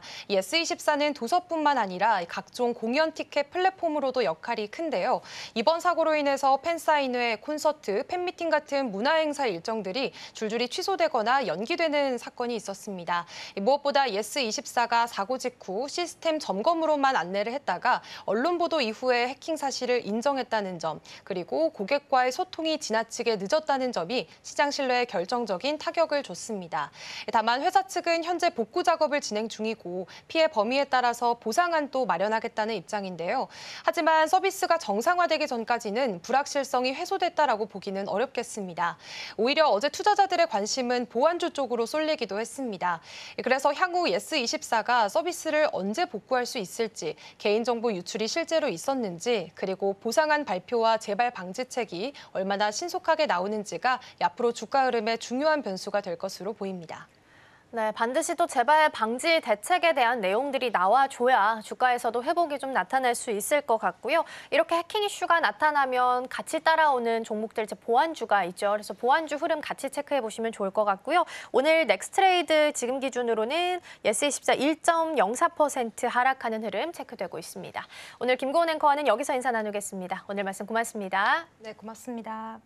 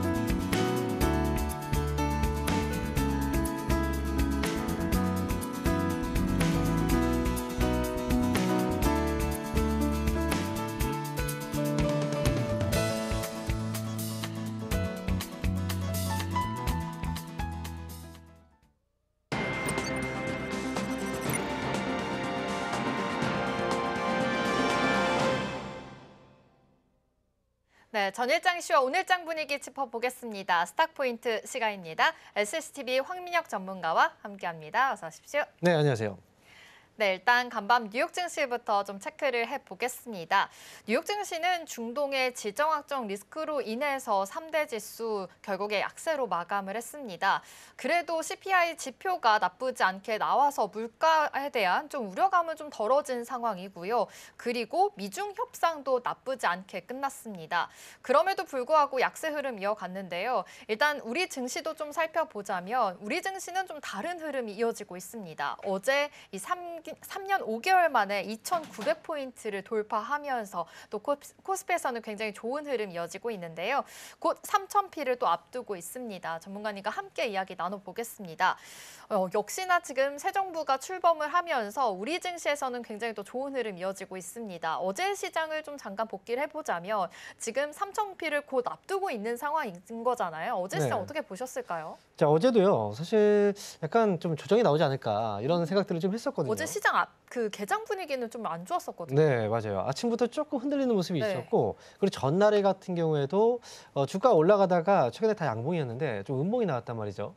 그래서 이제는 한 번에 조정이 들어올 때가 좀 되지 않았나 이런 생각을 했었는데 그럼에도 불구하고 굉장히 좀 강했습니다. 코스피 지수도 올랐고요. 특히나 코스닥 지수의 상승폭이 좀 더 강하게 나왔었죠. 그래서 지금의 시장 분위기가 한 번 위쪽으로 이제 올라가기 시작을 한 이상 쉽게 멈추지 않는 상승이 조금 더 이제 가파라지고 있는 그런 모습이 나오고 있는데요.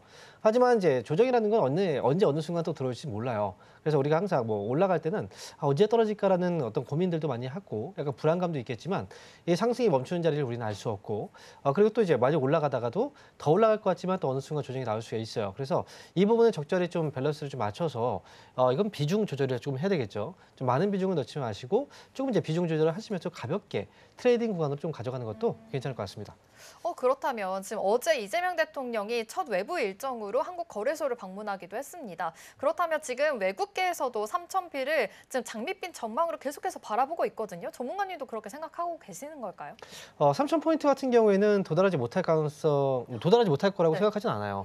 네, 반전이죠. 네, 그래서 3,000포인트의 그 도달은 좀 무난하게 갈 수 있지 않을까 생각이 들고요.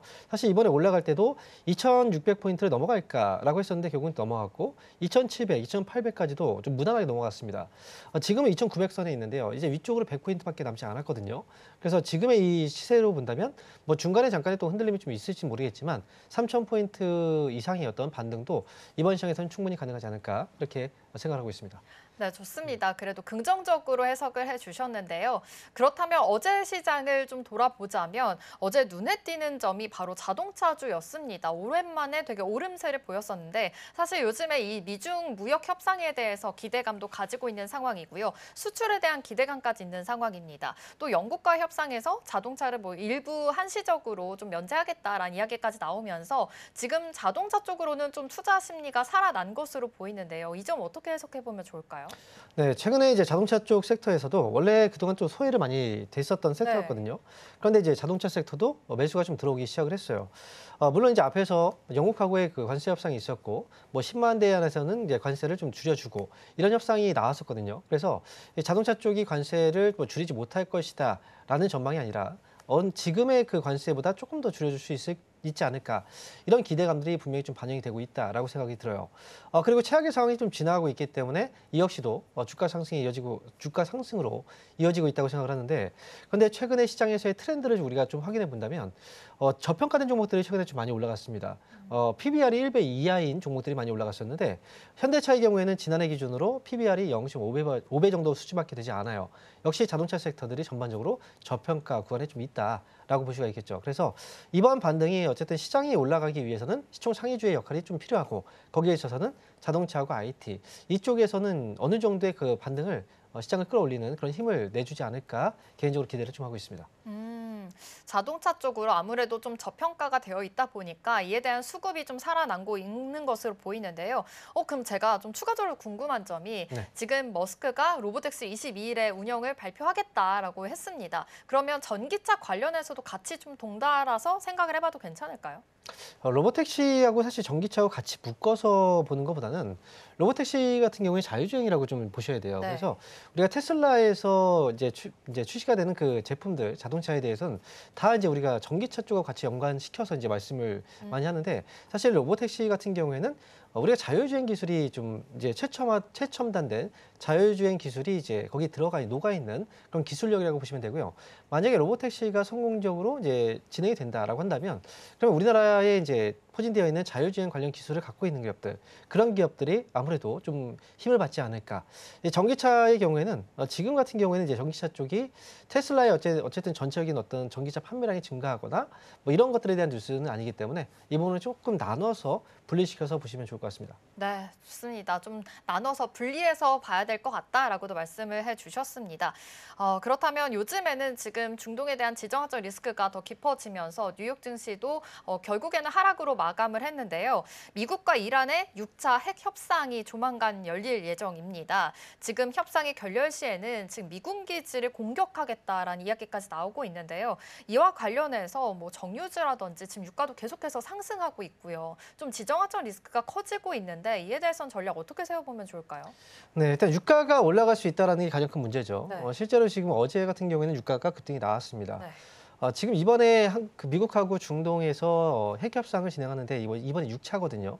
근데 그 전부터 지금 이제 이란 쪽에서는 만약에 이번에 핵 협상이 제대로 체결되지 않는다, 제대로 되지 않는다면 중국 내에 있는 미군 기지들을 공격할 수도 있다. 이런 얘기가 있었고 실제로 미군들을 철수시키는 그런 상황들까지 발생했단 말이죠.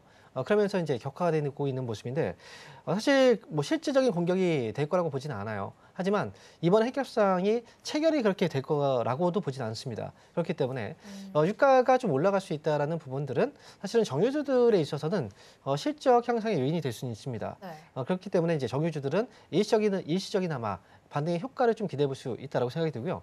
하지만 유가가 올라갔을 때 오히려 피해를 받는 종목들이 있어요. 네. 대표적으로 봤을 때 앞에서 자동차 얘기했잖아요. 네. 자동차는 기름으로 가기 때문에 자동차 업종이라든지 아니면 또 항공이라든지 또는 이제 그 선박 관련 종목들, 해운주들 이런 종목들 같은 경우에는 유가가 올라가면 아무래도 부담이 된다 이렇게 보시면 되겠죠. 네, 이렇게 좀 지정학적 리스크로 인해서 유가가 올라가면 정유주 관련해서는 오르겠지만 자동차나 항공 쪽으로는 좀 타격이 있을 수 있다라고도 말씀해 주셨습니다. 보통 지정학적 리스크 하면 또 방산주들도 오르잖아요. 요즘 방산주들의 랠리가 또 무섭습니다. 이 방산주 쪽으로의 이 투자 전략도 어떻게 보면 좋을까요? 네, 지금 어제 같은 경우에도 뉴스에 좀 나왔었을 네. 거예요. 지금 우리나라에서 이제 확성기를 이제 철수를 했다라는 뉴스가 있었고요. 그리고 어제 또 속보가 나왔던 내용들 보게 되면은 트럼프 대통령이 이제 김정은한테 이제 서한을 보냈는데 이거 서한을 이제 이제 가져가지 않았다라는 뉴스가 있었습니다. 그래서 지금 이제 이 부분에 있어서 본다면 트럼프 대통령이 과거에 일기 때도 북한 김정은과 굉장히 좀 뭐 브라더라고 얘기할 정도로 굉장히 친근하게 지냈잖아요.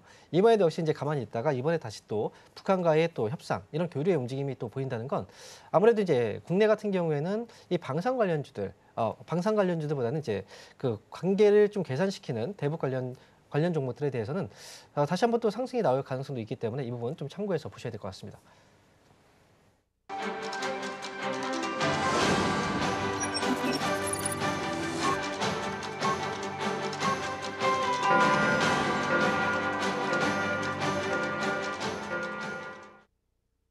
(6월 12일) 목요일 우리 시장 힘차게 문을 열었습니다. 간밤 뉴욕 증시는 일제히 하락 마감했습니다. 하지만 어제 우리 국내 시장 다시 한번 크게 힘을 내주는 모습을 보였는데요. 미중 무역 합의라는 글로벌 이슈에다가 국내 증시 부양에 대한 기대감까지 더해지면서 우리 증시는 무려 6거래일 연속 상승 랠리를 이어가고 있습니다. 또 특히나 코스피는 3년 5개월 만에 2,900선을 돌파하면서 이제는 정말 3,000피에 대한 기대감 계속해서 커지고 있는 상황입니다. 특히나 2,600선에서 2,900선까지 단 일주일 만에 이뤄냈다는 점도 굉장히 포착해볼 만한 부분인 것 같은데요. 그렇다면 오늘 개장 상황은 어떻게 될지 이어서 살펴보도록 하겠습니다. 오늘 코스피와 코스닥 엇갈린 흐름 보여주고 있습니다. 코스피는 0.1%가량 상승해주면서 2,914선 지나가고 있고요. 코스닥은 0.01% 하락하면서 786선 지나가고 있는 상황입니다. 그렇다면 이어서 시총 상위주들의 움직임 함께 체크해 보겠습니다. 먼저 코스피 시장부터 살펴보시죠.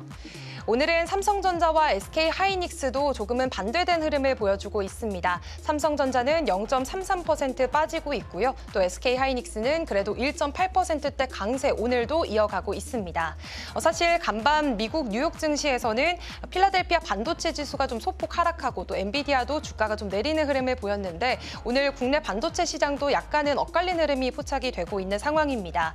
삼성전자의 경우에는 레거시 디램 매출이 예상보다 확대될 가능성이 가능성이 높다라는 그런 호재성 소식이 있었지만 어제 마이크론이 HBM4 샘플을 좀 일찍 공급을 하게 되면서 삼성전자는 다시 한번 압박을 받게 되는 상황에 처해졌습니다. 그렇기 때문에 오늘 시장에서는 조금 쉬어가는 흐름 연출되고 있고요. 또 SK하이닉스의 경우에는 어제장에서도 초강세 흐름을 보였고 또 오늘장에서도 그 흐름을 받아가고 있습니다. 특히나 외국인들이 6월 들어서 SK하이닉스에만 4조 원이 넘게 사들이는 흐름이 이어지면서 주가는 계속해서 상승 곡선을 그려나가고 있는 상황인데요. 다만 앞서 말씀드린 것처럼 이 마이크론의 HBM4 시장에 진출을 했기 때문에 현재 이강 구도가 형성된 상황이고요.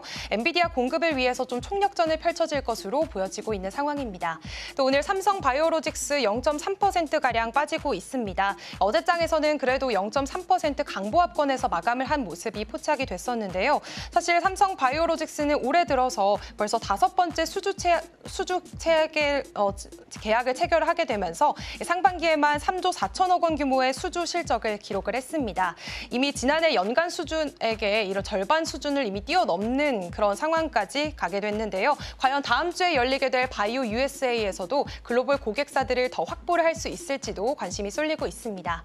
이어서 LG에너지솔루션 오늘 0.17%대 강보합권 흐름 보여주고 있습니다. 어제장에서도 로보택시에 대한 기대감으로 테슬라 주가가 상승을 했었고요. 또 그동안 쉬어갔던 2차 전지주들 강한 반발 매수세가 몰려들었습니다. 오늘 장에서도 소폭이지만 그 상승세 이어가고 있는 모습 포착이 되고 있습니다. 한화 에어로스페이스의 경우에는 지금 2%대 강세 나타내고 있습니다. 아무래도 국내에서는 외국에서는 좀 지정학적인 리스크가 또 부각이 되고 있기 때문에 오늘 방산주들의 흐름도 한번 체크를 해보시면 좋겠습니다. 그렇다면 이어서 살펴보도록 하겠습니다. 오늘도 현대차와 기아는 강한 상승을 켜내고 있습니다. 0.5% 나란히 상승세 보여주고 있는데요. 환율이 최근 소폭 오름세를 보이면서 자동차 같은 대형 수출주들이 다시 한번 약진을 했던 하루 어제장에서 보여줬습니다. 나란히 2%가 넘는 상승세를 기록하면서 종가 형성을 했었는데요. 또 현대차의 경우에는 현재 히토류 재고가 아직 1년치 정도 가지고 있기 때문에 만약에 미국에 대한 그런 수출 제한에도 단기적인 영향은 없을 것이라는 외신의 보도가 나오기도 했습니다. 오늘 KB금융과 삼성전자 우선주 나란히 떨어지고 있고요. HD현대중공업 조선주는 0.6%대 상승세 보여주고 있습니다. 이어서 코스닥 시장도 함께 살펴보시죠.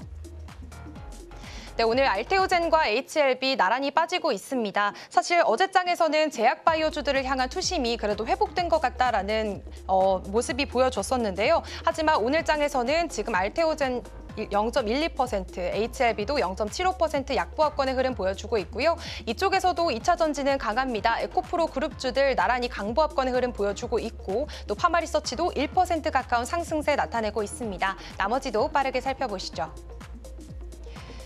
네, 현재 레인보우 로보틱스 0.5% 빠지고 있고요. 리가켄 바이오는 1% 넘게 빠지고 있는 모습 보여지고 있습니다. 어제장 안에서는 리가켄 바이오가 일본 오노 약품으로부터 이런 단기 마일스톤을 추가 수령하게 됐다라는 소식 전해지면서 상승불이 좀 강하게 켜졌었는데 오늘 장 안에서는 지금 보합권 지나가고 있습니다. 또 휴젤과 펩트론, 클래시스 나란히 상승불 켜져 있는 상황이고요. 펩트론의 경우에는 오늘 2%대 상승불 켜내고 있습니다. 지금까지 시장 상황 전해드렸습니다.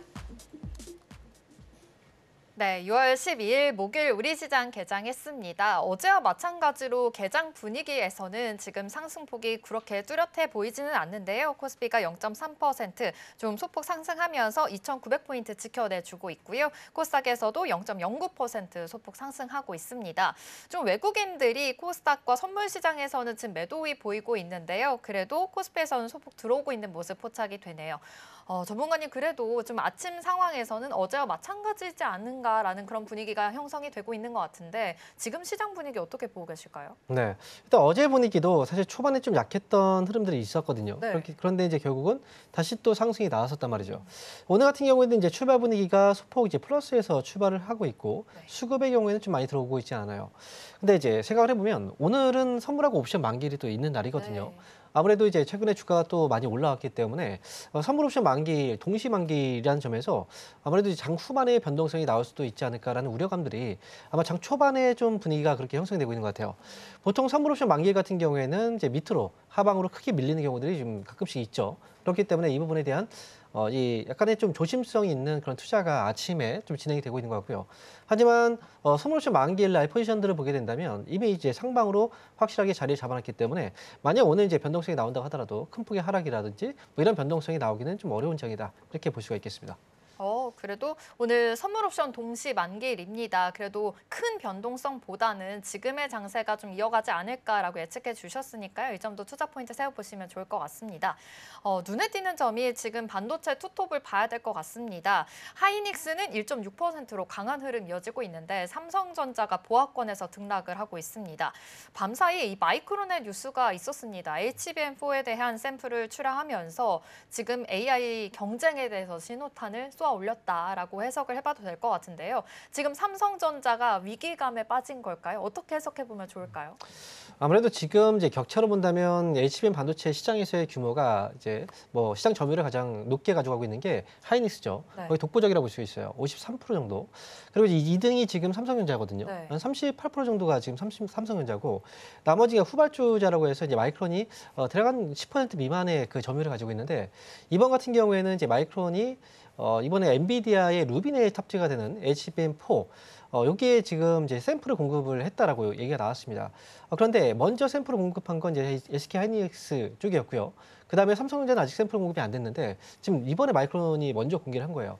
그렇기 때문에 아무래도 시장 점유율상 1위하고는 격차가 좀 있긴 하지만 2위하고의 격차가 지금으로서는 크지 않을 거라는 어떤 그런 부분들이 좀 있는 것 같습니다. 그래서 삼성전자 쪽에서는 아무래도 좀 부담이 될 수밖에 없겠죠. 엔비디아 쪽에 계속 문을 두드렸는데 열어주지 않았으니까요. 근데 거기에서 마이크론이 이번에 또 치고 올라오기 때문에 이에 대한 부담은 분명히 좀 있을 것 같아요. 하지만 이제 삼성전자는 이번에 이 HBM 반도체 쪽 때문에 이제 주가가 좀 많이 밀렸을 뿐이고 전반적으로 봤을 때는 실적을 견뎌줄 수 있는 부분들은 사실 또 많이 있거든요. 그렇기 때문에 이 악재가 만약에 큰 악재라고 봤다면 오늘 주가는 급락이 나올 수 있는데 오늘 주가가 크게 밀리지 않는다는 건 아무래도 이제 이 우려감보다는 현재 그 가치상으로 봤을 때는 좀 많이 이미 떨어져 있기 때문에 그 부분에 대한 부분들보다는 오히려 이 가치에 조금 더 집중하는 모습이 아닌가 이렇게 말씀드릴 수가 있겠습니다. 그래도 지금 후발주자인 마이크론이 빠르게 치고 올랐는데도 불구하고 삼성전자가 지금 보합권에서 등락을 하고 있다는 거는 펀더멘털적으로는 괜찮다라는 것으로 좀 해석을 해봐도 괜찮을 것 같습니다. 그렇다면 지금 장 전에 사실 남북 경력주에 대해서 좀 말씀을 해주셨잖아요. 네. 지금 아난티가 또 빠르게 치고 올라오고 있습니다. 이와 관련해서 지금 김정은과 함께 이야기를 했다라는 이야기까지 해주셨는데 남북 경력주 이제부터 시작으로 봐도 되는 건지 이 랠리의 전략도 어떻게 세워보면 좋을까요?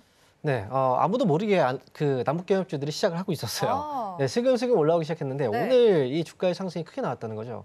특히나 아난티 같은 경우에는 이제 짐 로저스 관련주라고 해서 과거에도 주가가 좀 크게 올랐던 그런 종목이었고 과거에도 이제 그 남북경협주 중에서는 대장주라고 얘기를 좀 했었던 그런 종목입니다. 물론 이제 이 종목 외에도 다른 종목들도 굉장히 좀 많이 있는데요. 아무래도 이제 지금 이번에 정권이 교체된 국내라든지 또는 미국의 경우에도 북한과의 어떤 교류라든지 뭐 이런 것들이 분명히 좀 나올 수 있기 때문에 남북 경협주 같은 경우에는 지금부터도 역시 좀 관심이 좀 필요한 시기라고 보여집니다. 지금 이렇게 오늘 같은 경우에 단기의 주가 반등이 나오긴 했지만 이 기대감으로 살짝 올라간 거거든요. 결국은 또 다시 또 주가 조정이 다시 또 들어올 거예요. 뭔가 결론이 나오기 전까지 시간적인 부분에서 한번 올라갔다가 또 기대감이 가라앉고 다시 한번 또 올라가고 이런 식의 흐름이 나올 거기 때문에 남북경협주들이 오늘 올라갔다라고 해서 오늘 따라붙는 건 좀 좋지는 않고요. 결국은 다시 밀릴 때 떨어졌을 때를 기회로 보시는 게 좋을 것 같습니다. 그래도 슬금슬금 올라왔던 좀 랠리의 시작이나 이렇게 봤더니 지금 이렇게 단기간 올라온 것이지 조금 떨어졌을 때 보는 게 더 좋을 것 같다라는 투자 포인트 세워주셨으니까 이 점도 참고해 보시면 좋을 것 같습니다. 그래도 지금 트럼프 대통령이 이 김정은 위원장과 서신이 열려 있다라는 이슈로 인해서 지금 흔들리고 있으니까요. 이 점도 참고해 보시기 바랍니다. 그렇다면 요즘 이 양자 컴퓨팅에 관련된 주가들도 급등을 하고 있습니다. 이 간밤에는 이 퀀텀 컴퓨팅이 29%나 오르기도 했거든요. 지금 엔비디아 CEO가 이 양자 컴퓨팅에 대해서 굉장히 또 긍정적으로 해석을 하면서 같이 주가 반등이 이뤄지고 있는데 지금 시장에서도 엑스게이트가 6% 상승하고 있고요. 우리기술투자도 지금 좋은 흐름 보여주고 있습니다. 양자 컴퓨팅 이렇게 호재를 반영했을 때 우리도 같이 들어가도 괜찮은 건지 이거 좀 궁금하거든요. 네, 양자 컴퓨터 지금 젠슨왕의 발언 때문에 그렇거든요. 네. 젠슨왕이 이제 사실 세력이 된 거죠. 네. 말 한마디에 예전에 보시면 한 1월 달에 양자 컴퓨터 관련해서 젠슨왕이 발언이 있었어요. 상용화를 위해서 한 20년 정도 이상 걸릴 것이다. 라고 해서 그 당시에 주가 급락이 나왔거든요. 근데 이번에는 이제 좀 다른 얘기를 했습니다. 수년 안에 양자 컴퓨터 관련해서 이제 이 기술을 우리가 또 볼 수가 있을 거라는 그런 얘기를 했기 때문에 양자 컴퓨터 관련 종목들이 좀 급등이 나오고 있는데요. 하지만 지금 양자 컴퓨터 관련주들은 기대감으로 올라가는 거예요. 네. 결국 이제 상용화가 되지 않았고 그 기간이라는 것도 정해져 있지 않습니다. 그래서 양자 컴퓨터 관련주들은 이렇게 말 한마디, 어떤 말 한마디라든지 뉴스 하나 때문에 이제 주가가 올라가고 또 급락이 나오는 경우들이 굉장히 많아요. 그래서 오히려 이제 양자 컴퓨터 관련주들을 갖고 있을 때 이렇게 올라가면 팔아야죠. 오히려 이제 매수가 아니라 오히려 이렇게 급등이 나왔을 때는 이제 파는 전략이 저는 맞을 것 같고요. 뭐 만약에 떨어져 있다, 많이 떨어져 있는 상태에서 잠잠하다 그러면 또 다시 뉴스가 나올 수 있기 때문에 그때 조금 사놓고 올라가면 파는 이런 전략들이 저는 필요할 것 같습니다. 지금 이렇게 양자 컴퓨팅 주가들이 급등을 하고 있고 호재를 받았을 때 오히려 좀 차익 실현하면 좋지 않을까라는 투자 전략을 세워주셨는데요. 그렇다면 지금 엔비디아 CEO로 인해서 이렇게 발언들이 계속되고 있는 거잖아요. 호재도 반영이 되고 있고요. 그럼 반도체 안에서도 양자 컴퓨팅이 있겠고 지금 아까 살펴봤던 HBM이 있겠고 좀 이 안에서도 어떤 옥석 고르기를 하면 좋을지 이것도 궁금하거든요. 네, 반도체 관련주들이 사실 대장주가 삼성전자하고 하이닉스인데요. 네. 아무래도 반도체주들은 삼성전자의 힘이 좀 더 강하다라고 봐야 돼요. 그래서 삼성전자의 주가가 올라갈 때 이 반도체 관련주들, 우리 여러분들이 잘 알고 있는 이제 소부장, 소재 부품 장비라든지 또는 이제 파운더리 이런 종목들이 이제 덩달아서 움직였거든요. 그리고 최근에 반도체 시장의 동향을 보면 반도체 이제 장비 쪽이 조금 강하게 움직였던 모습이 있었습니다. 네. 그리고 이제 소재 쪽이 좀 움직였거든요. 그런데 이 외에도 이제 반도체 쪽도 메모리 반도체, 비메모리 반도체가 또 있을 거고요. 그리고 여러 가지 좀 반도체 사업 안에서도 좀 나뉩니다. 그런데 최근의 흐름을 봤을 때는 장비 쪽이 조금 더 먼저 이 선반영돼서 이제 좀 앞서서 움직이는 그런 흐름들이 보여지고 있기 때문에 그래서 이제 반도체 쪽에서는 먼저 봤을 때는 정군정 쪽, 근데 두 번째 순위로 본다면 소재 쪽이 좀 더 강하게 움직였어요. 그래서 이 부분들 참고해서 만약에 삼성전자가 주가가 좀 올라오고 있다라고 한다면 전공정과 또는 소재 쪽 이 관련 종목들에 대해서 좀 눈여겨보시는 것도 좋을 것 같습니다. 전공정과 소재 쪽 눈여겨보면 좋다라고 말씀해 주셨으니까 반도체 안에서도 옥석 고르기 잘 해보시면 좋을 것 같습니다. 마지막으로 원전 이야기도 해보겠습니다. 지금 두산에너빌리티 역시나 오늘 5%로 또 강한 시세 뿜어주고 있고요. 한전기술도 15% 강세 흐름 보여지고 있습니다. 지금 한수원이 미국과 또 원자력 관련된 협의를 체결하겠다라는 이야기가 나오면서 더욱더 좀 호재로 지금 시세를 받아가고 있는 모습으로 보이는데 원전주들 죽지 않고 계속하고 있습니다. 어떻게 투자 전략 세워보면 좋을까요? 원전은 앞으로도 저는 더 갈 거라고 생각을 해요. 네. 그래서 과거에도 방송에서도 이제 말씀드렸지만 떨어졌을 때가 오히려 좀 기회로 활용하는 것도 좋겠다라고 얘기를 했었고요.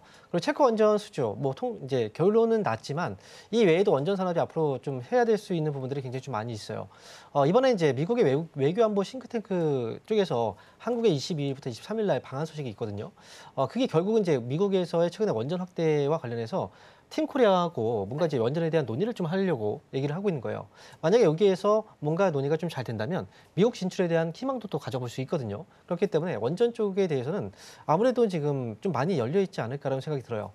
물론 원전 관련주들 많이 올라간 종목들이 있습니다. 하지만 원전 관련주들이 전반적으로 많이 올라간 건 아니거든요. 그래서 그 종목들 안에서 이번엔 팀 코리아라고 얘기했잖아요. 정부 주도 하에 원전 관련 종목들에 대해서는 좀 관심이 필요하다. 이렇게 말씀드리겠습니다.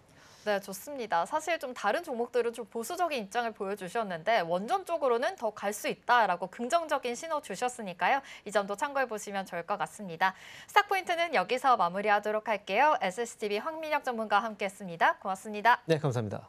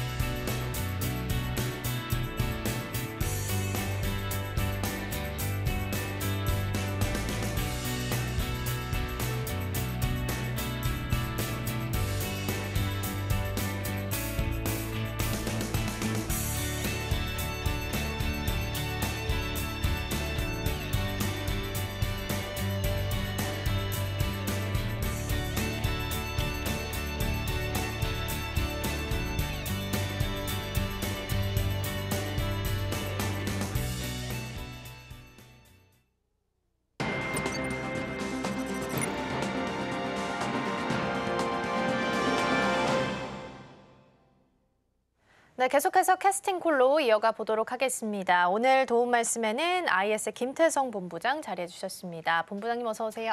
네, 안녕하세요. 네, 먼저 개장 분위기 살펴보고 가겠습니다.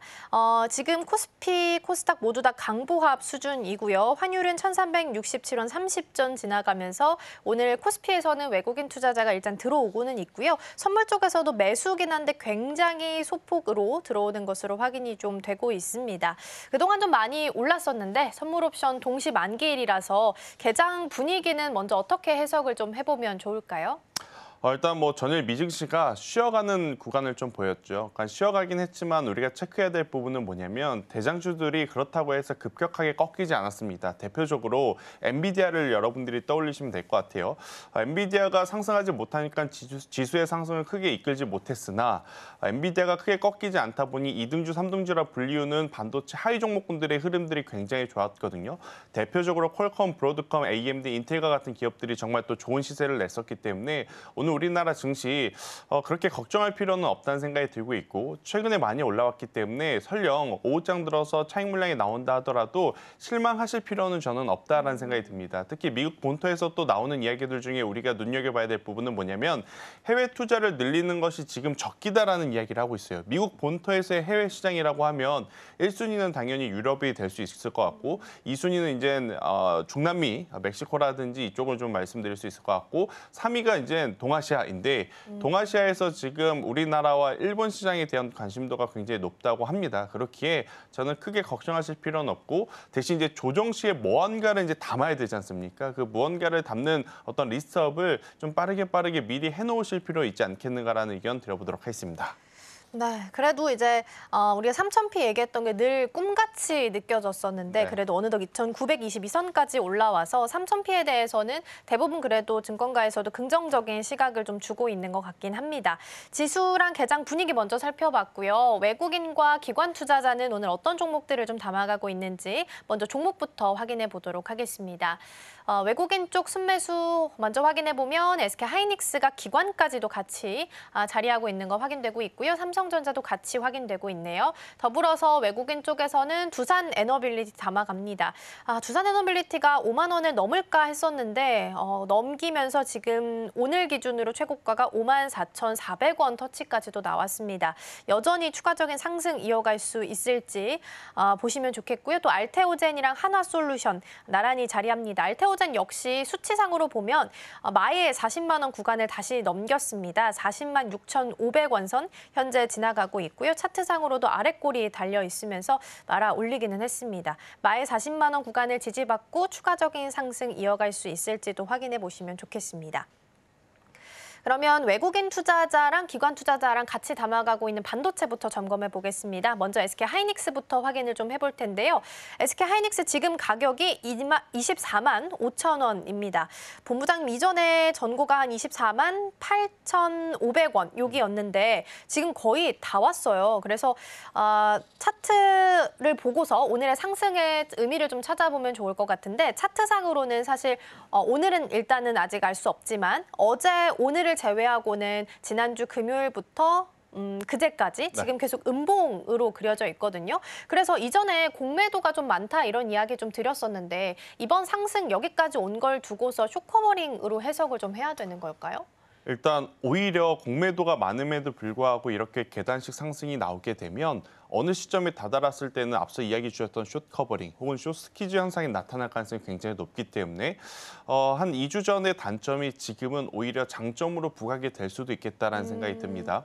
그들이 이제 공매도를 쳤을 때 이제 공매도를 친 이유를 고려해 볼 필요는 있겠죠. 일단 첫 번째, 결국엔 지금 엔비디아가 지금 여기서 중국 시장 개방이라고 하는 것에 이제 가로막히게 된다면 실적 가이던스가 좀 떨어질 수도 있지 않겠는가라는 걱정이 아마 가장 먼저였을 것 같고 두 번째 같은 경우에는 영업 마진율에 대한 고민이 좀 있었을 것 같아요. HBM3, HBM3 12단 HBM4로 가는 과정 속에 사실 SK 하이닉스와 삼성전자, 마이크론의 지금 어떻게 보면 속도 경쟁이 굉장히 치열해지고 있는 상황. 상황인 것 같거든요. 그런데 SK하이닉스는 굳건하게 1위 자리를 지금 차지하고 있다라고 좀 보시면 될 것 같아요. 그러다 보니 공매도 물량들이 이제는 가장 불편해질 수밖에 없는 현재의 구간, 그 구간이 역사적인 고점 그 직전에 놓여 있을 때거든요. 아무래도 이제 이럴 때에는 많은 투자자분들의 투자 심리가 이 구간을 돌파해서 신고가로 갈 수 있겠다라는 투자 심리로 모아질 가능성이 높으니 그렇기에 저는 SK하이닉스는 숏 커버링, 숏 스퀴즈 뭐 이것도 굉장히 또 도움이 될 수 있다는 생각이 들고 있고요. 일단 그런 수급적인 것을 떠나서 본질적인 부분을 고려를 해보면 저는 굉장히 긍정적으로 볼 수 있겠다는 생각이 듭니다. 미국과 중국이 사실 100% 완만한 합의에 이르지는 못했어요. 거의 이제 조건부 합의 정도라고 이제 표현을 하는 게 맞을 것 같은데 그래도 완만한 흐름들이 좀 나오고 있다는 것은 서로에게 좋다라는 생각이 듭니다. 지금 엔비디아 같은 경우에는 중국 시장의 H20 확실하게 답 못 받은 게 아쉬움으로 남을 수는 있지만 한 달 전에 어디를 갔다 왔느냐? 바로 중동을 갔다 왔죠. 중동을 갔다 옴으로써 HBM 최고사양 제품에 대한 수요는 크게 걱정하실 필요는 지금 없는 상황이라서 SK하이닉스는 저는 여전히 탑픽으로 좀 보셔야 될 것 같고 여기에 플러스에서 우리가 봐야 될 부분은 디램의 가격이 올라온다 말을 많았잖아요. 실제로 올라옴을 지난주부터 확인을 했습니다. 디램 가격. 그렇기 때문에 디램 가격 인상을 했고 디램의 수요도 올라오고 있고 그러면 다가오는 2분기, 3분기 당연히 1분기보다 훨씬 더 좋은 어떤 성과를 낼 수 있지 않겠는가라는 의견을 드려보도록 하겠습니다. 그렇군요. 오히려 공매도 상위 종목에 있었던 게 지금 구간에서는 좀 도움이 될 수도 있겠다. 또 기회로 작용하고 있겠다라는 부분을 좀 말씀을 주셨습니다. 그러면 이제 반대로 또 삼성전자도 빼놓을 수가 없어요. 물론 미중 무역 협상이 매크로 이슈로서 반도체에 있어서도 여전히 좀 고전하는 이유 중에 하나긴 했는데 조건부로 어느 정도는 일단 합의에 도달한 것으로 보입니다. 큰 틀에서는요. 근데 이제 잊고 있었던 것 중에 하나가 아직 품목별 관세 남아있는 상황이고 삼성전자 많이 올랐다 했는데 여전히 그 6만 원, 6만 전자선에서 껄떡껄떡하고 있어요. 네. 오늘도 마찬가지고요. 그래서 이 와중에 마이크론 쪽에서 HBM4 샘플도 공급했다라고 하고 이게 그래서 삼성전자 주가에 영향을 주지 않을까라는 우려도 좀 들긴 하거든요. 어떻게 주가 흐름 좀 체크해보면 좋을까요? 일단 바라보는 시각에 따라서 긍정적인 부분을 훨씬 더 부각해서 볼 것이냐 아니면 이제 부정적인 부분을 이제 보시면서 삼성전자보다는 SK하이닉스를 선택을 해야 될 것이냐 이렇게 좀 나뉘실 것 같아요. 일단 후자의 경우는 저희가 계속 이야기를 드렸으니까 좀 논외로 치고 전자에 대한 이야기를 좀 해보면 삼성전자가 그런데 그렇게까지 나쁠 필요는 없을 것 같습니다. 이유는 물론 이제 삼성전자의 단일 기업의 어떤 입장을 좀 생각을 해보면 불편할 수는 있죠. 지난해 4분기 그리고 이제 올해 1분기 디램 시장 점유율을 조사해봤더니 1위였던 삼성전자가 2위로 밀려났을 뿐더러 마이크론의 시장 점유율이 굉장히 빠르게 올라온 것은 삼성전자로서는 굉장히 불편할 수 있겠다라는 생각이 듭니다. 더욱이 지금 HBM4 시장에서 삼성전자와 SK하이닉스보다 지금 마이크론이 가장 또 앞서서 SK하이닉스는 제외하고요. 삼성전자, 마이크론 중에 누가 먼저 이제 샘플을 공급할 거냐 했었을 때 삼성전자가 좀 유리해 보였었는데 팔은 안으로 굽는다고 마이크론부터 좀 챙겨주는 모습들이 역력한 것 같아요. 여기에 또 플러스 소캠이라고 하는 제품에 대해서는 삼성전자, SK하이닉스 모두 양산 체제가 지금 안 되어 있습니다. 그런데 마이크론이 가장 먼저 양산 체제를 마무리했다라는 뉴스가 있어서 어제와 오늘 아침에 마감한 미증시에서 마이크론이 굉장히 두드러진 모습을 좀 보였는데 이 부분이 사실 삼성전자에게는 굉장히 부담이 될 수는 있어요. 하지만 저는 누군가의 점유율을 뺏어오면서 하나의 기업이 지금 더 커져 나간다라고 보실 게 아니라 AI와 데이터 센터의 산업이 지금 전폭적으로 폭발적인 성장을 보고 있으니 시장의 규모가 계속 커지고 있다. 여기에 좀 집중을 해볼 필요는 있을 것 같아요. 분명히 여기에 반도체 칩 사양이라든지 반도체 칩 생산에 대해서 삼성전자가 뒤떨어지는 것은 맞습니다. 하지만 그들이 이제 어딘가에 탑재가 되어야 한다라고 하면 디바이스 기기 쪽에서 갤럭시 시리즈는 무시 못할 품목 중에 하나이거든요. 그렇기에 저는 삼성전자 같은 경우에는 불편하시겠지만 시간이 조금은 더 걸리겠지만 현재의 구간은 그래도 조정 시 매수를 하는 게 맞다는 의견을 조심스럽게 드려보도록 하겠고요. 또 우리나라 지수가 정말로 3,000포인트 그 이상을 넘어간다 했었을 때 가장 힘을 내줘야 될 건 코스피에서는 삼성전자, 코스닥에서는 제약바이오 플러스 2차 전지인데 지금 현재 2,900포인트 부근까지 올라옴에 있어서 삼성전자가 기여한 어떤 영향은 그렇게 없었어요. 그러니까요. 하지만 여기서 만약에 수급이 지금 삼성전자로 몰리게 되면 삼성전자뿐 아니라 지수가 또 한 번 더 레벨업할 가능성이 굉장히 높거든요. 그래서 삼성전자에 대해서는 저는 조정 시 매수 의견은 여전히 적극적으로 좀 보시는 게 맞지 않을까 생각이 들고 있고 대신에 SK하이닉스가 저렇게 가는데 나 지금 삼성전자 가지고 있으면 포모 현상 때문에 너무 힘들다라고 하신 분들은 당연히 삼성전자보단 반도체 소부장을 하시는 게 맞을 것 같고요. 반도체 소부장 중에서 순위를 굳이 따져보면 반도체 테스트 소켓이 가장 먼저 지금 떠오를 수밖에 없다. 리노공업을 한번 꼭 보셨으면 좋겠다는 의견 드려보도록 하겠고 네. 그리고 이제 뭐 여러 가지가 있겠지만 마이크론 쪽의 매출 비중이 조금씩 이제 늘어나고 있는 기업들도 이제는 꼭 체크를 하셔야 될 것 같아요. 대표적으로 이제 어제 소켓 관련해서 가장 대장주로 우리가 이야기했던 게 심텍이라고 하는 맞아요. 기업이 기판 있는데 관련주들. 심텍의 현재 구간도 저는 충분히 공략 가능하다. 지금은 삼성전자에만, SK하이닉스에만, 마이크론에게만 집중하는 것보다 골고루 지금 다 매출 구조를 만들어낸 기업이 훨씬 더 유리할 수 있겠다는 의견 드리겠습니다. 그러게요. 정리해보면은 마이크론은 HBM4 관련해서도 샘플을 고객사에 공급한 상태고 어제 이야기가 살짝 나왔던 소캠 같은 경우도 지금 마이크론은 엔비디아의 단독 공급에 성공한 것으로 확인이 좀 되고 있습니다. 그래서 삼성전자한테는 아쉬운 부분일 수밖에 없을 것 같지만 삼성전자는 지수가 2,900 올 때까지 기여도가 크지 않았기 때문에 여기서부터 3,000까지 달려가는 구간에서는 오히려 힘을 같이 내줄 수도 있다라는 말씀을 함께 주신 것 같습니다. 자, 그럼 외국인 순매수 한 가지만 더 볼게요. 한화솔루션 보고 갈 텐데요. 미국에서 이제 태양광 보조금 유지하려고 의회에 로비하고 있다라는 이야기가 나오기도 했습니다. 한화솔루션 차트 보면 5월 19일에 4만 원 터치하고 내려온 상황입니다. 근데 내려왔을 때 그 구간에서의 수급 상황을 보면 사실 개인들이 많이 담았었는데 최근에 한 3거래일 정도 보면 외국인 담고 있고요. 어제는 외국인 기관도 같이 들어왔습니다. 그러면 이렇게 수급에 좀 변화가 있다라는 부분에 대해서 의미 있게 해석을 좀 할 수 있을까요? 일단 태양광 결과부터 말씀을 드리면 적극적으로 보셔야 되는데 일단 탑픽은 제가 한 달 전 혹은 2주 전만 하더라도 HD 현대에너지솔루션을 먼저 말씀을 드렸다면 지금부터는 그보다 하나솔루션이 훨씬 더 우위에 있을 수 있겠다라고 전 설명을 드릴게요.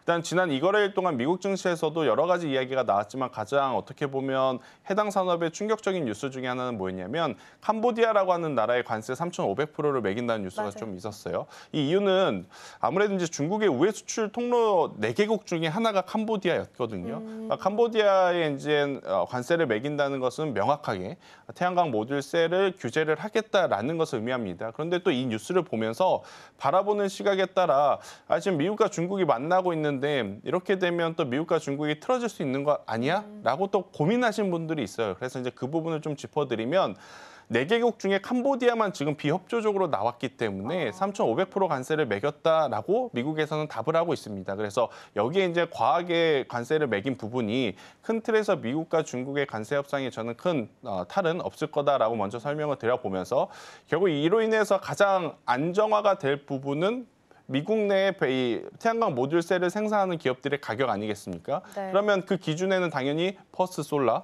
썬랩, 썬런 그리고 우리나라 하나솔루션이 있다. 이렇게 좀 보시면 될 것 같아서 저는 만약 신재생 에너지 쪽을 보신다면 하나솔루션을 지금은 가장 탑픽으로 좀 보시는 게 맞고 HD 현대에너지솔루션을 수익 구간에서 좀 보유하고 계신 분들은 이제 선택을 좀 해보실 필요는 있을 것 같아요. 우리나라 정책 때문에 올라왔던 시기는 이제 조금 지났기 때문에 그쪽에서의 어떻게 보면 매도 수익 확정을 좀 하시고 하나솔루션으로 이동을 해보는 것도 지금은 고민해볼 필요가 있는 타이밍일 수 있겠다는 의견 드리겠습니다.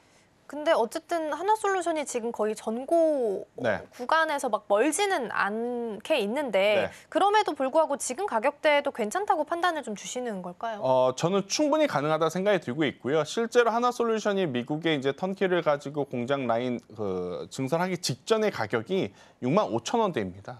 그러니까 그때 대비해서 지금 반토막 나 있는 주가이기에 저는 현재 구간에서는 충분히 가능하고 지금 여기저기서 뭐 오클로 실적까지 나오면서 다시 원전주들이 막 올라가고 있지 않습니까? 그런데 한 가지 명확하게 제가 말씀드리고 싶은 건 여러분들이 가장 지금 익숙하게 얘기하는 SMR, 그러니까 뉴스케일 파워의 실적은 여전히 제로입니다. 돈을 못 벌고 있어요. 그럼에도 불구하고 3년 뒤에, 5년 뒤에, 6년 뒤에는 돈을 많이 벌 수 있겠지라고 지금 우리가 생각을 하면서 투자를 하는 건데 AI와 데이터 센터는 지금 짓고 있습니다. 그럼 여기에 전력원을 공급해야 되는 부분은 당장의 인프라가 깔려있는 쪽에서 지금 뽑아가야 되기 때문에 태양광은 충분히 성장할 가능성이 높다는 의견을 드리겠습니다. 그렇군요. 여전히 지금 구간에서도 65,000원 대비해서는 많이 또 내려와 있는 가격대이기 때문에 여전히 진입 가능하다라는 사인 주셨습니다. 있습니다. 자, 그럼 이어서 오늘 테마도 함께 살펴보도록 하겠습니다. 오늘 첫 번째 테마로는 전력 전선 준비되어 있습니다. 에너지원에 대한 고민은 여전히 좀 있는 상황이고요. AI를 돌리기 위해서 꼭 필요한 것 중 하나죠. 그리고 가장 대장으로 좀 움직이는 종목 중 하나가 또 HD 현대일렉트릭일 텐데 HD 현대일렉트릭은 오늘 1% 상승세 현재 보이고 있고요. 일봉 차트상으로 보더라도 5일선 여전히 잘 타면서 움직임 체크됩니다. 다만 오늘은 좀 윗꼬리가 길게 달리면서 개장 초 대비해서는 상승분을 많이 반납한 상태이긴 하네요. 두 번째 열어보겠습니다. 두 번째는 통신 장비고요. 이제 국내적으로 본다면 국내에서 5G 추가 주파수 경매가 이제 열릴 수도 있다라는 가능성이 좀 있는 상황이고요. 하반기에서는 미국에서도 주파수 할당 로드맵 발표가 예정되어 있어서 여기에 대해서 추가적인 관심을 좀 가져도 좋을지, 그리고 통신 장비 한다면 또 머스크의 스타링크도 빼놓을 수가 없는 부분이라서 지금 5월 30일 기준으로 과학기술정보통신부가 승인을 하면서 스페이스X 한국 서비스 도 가능한 상황입니다. 그래서 이 부분도 좀 점검해 보겠고요. 마지막 열어볼까요? 마지막은 원전입니다. 앞서서 본 전력 전선과 좀 비슷하게 연결 지을 수 있을 것 같아요. 여전히 AI 돌리기 위한 전력원에 대한 고민이 있는 상황이고요. 젠슨왕 CEO도 유럽 AI 전력 10배 더 필요하다라고 이야기를 한 상황이라서 이에 대한 부분도 함께 고민해 보시면 좋겠습니다. 그리고 더불어서 지금 남북 경협주가 좀 많이 올라오는 모습도 보이고 있습니다. 그래서 개장 초반 대비해서 남북 경협주도 좀 올라오고 있다는 부분도 함께 챙겨드리도록 하겠습니다. 자, 그러면 테마 어느 쪽부터 본부장님 열어서 전략을 좀 점검해 보면 좋을까요? 일단 출발할 때만 하더라도 통신장비 쪽이 조금은 이제 시세가 나오는 것 같아서 제가 이제 통신장비를 준비를 했는데, 지금 시간이 지나면 지날수록 앞서 앵커님께서 짚어주신 남북경협주가 지금 강해서 통신주는 짧게 마무리하고 제가 경협주까지 좀 봐드릴게요. 일단 통신장비 같은 경우에는 계속 이제 추적 관찰을 하셔야 될 게 올해 하반기에 주파수 경매, 이게 이제 가장 중요한 포인트이고, 또 두 번째는 뭐냐면 이 통신망 자체가 단순히 민간 기업이 어떤 사업을 영위하기 위해서 한다라기보단 국가 안보하고도 지금 직결되어 있는 상황이고, AI와 데이터 센터 그리고 여기에 자율주행이라든지 로봇 이런 것이 붙었을 때 가장 또 동반해서 성장해야 될 수 있는 산업이 크게 두 가지. 하나는 통신망, 두 번째는 보안. 이렇게 좀 보시면 될 것 같아서 저는 우리나라 기업 기준으로 보면 KMW, RFHIC, HFR 뭐 이런 기업들 굉장히 이제 지난주부터 많이 움직였다가 잠시 쉬어가고 있는 구간인데, 만약 눌림목을 좀 고려하실 분들 같은 경우에는 지금의 위치도 혹은 오늘 종가 위치에서 한번 체크를 해보신 게 맞다. 대신 중장기 투자를 원하신다면 현재 수익이 나는, 그러니까 영업이익이 좀 괜찮은 기업은 솔리드만 지금 바라보는 게 맞지 않겠는가라는 의견을 한번 드려보도록 하겠고요. 지금 이제 남북 경협주가 오늘 시세가 굉장히 좀 빠르게 나타나고 있어요. 대표적으로 이제 현대 엘리베이터 그리고 이제 아난티아 같은 기업들이 먼저 움직이는데, 이들의 공통된 교집합은 금강산 관광에 있습니다. 아니 현대 엘리베이터가 왜 금강산 관광에 무슨 관련이 있어요? 엘리베이터 타고 올라가는 것도 아닌데 이렇게 생각하실 수 있는데, 금강산 관광 산업의 지분을 가장 많이 가지고 있는 게 현대 엘리베이터라고 좀 보시면 될 것 같고, 또 공교롭게도 지금 미국과 중국의 협상이 지금 잘 좀 끝나가고 있는 상황이잖아요. 이렇게 되면 또 그 다음 우리의 시선은 러시아, 우크라이나 쪽으로 지금 향할 수밖에 없거든요.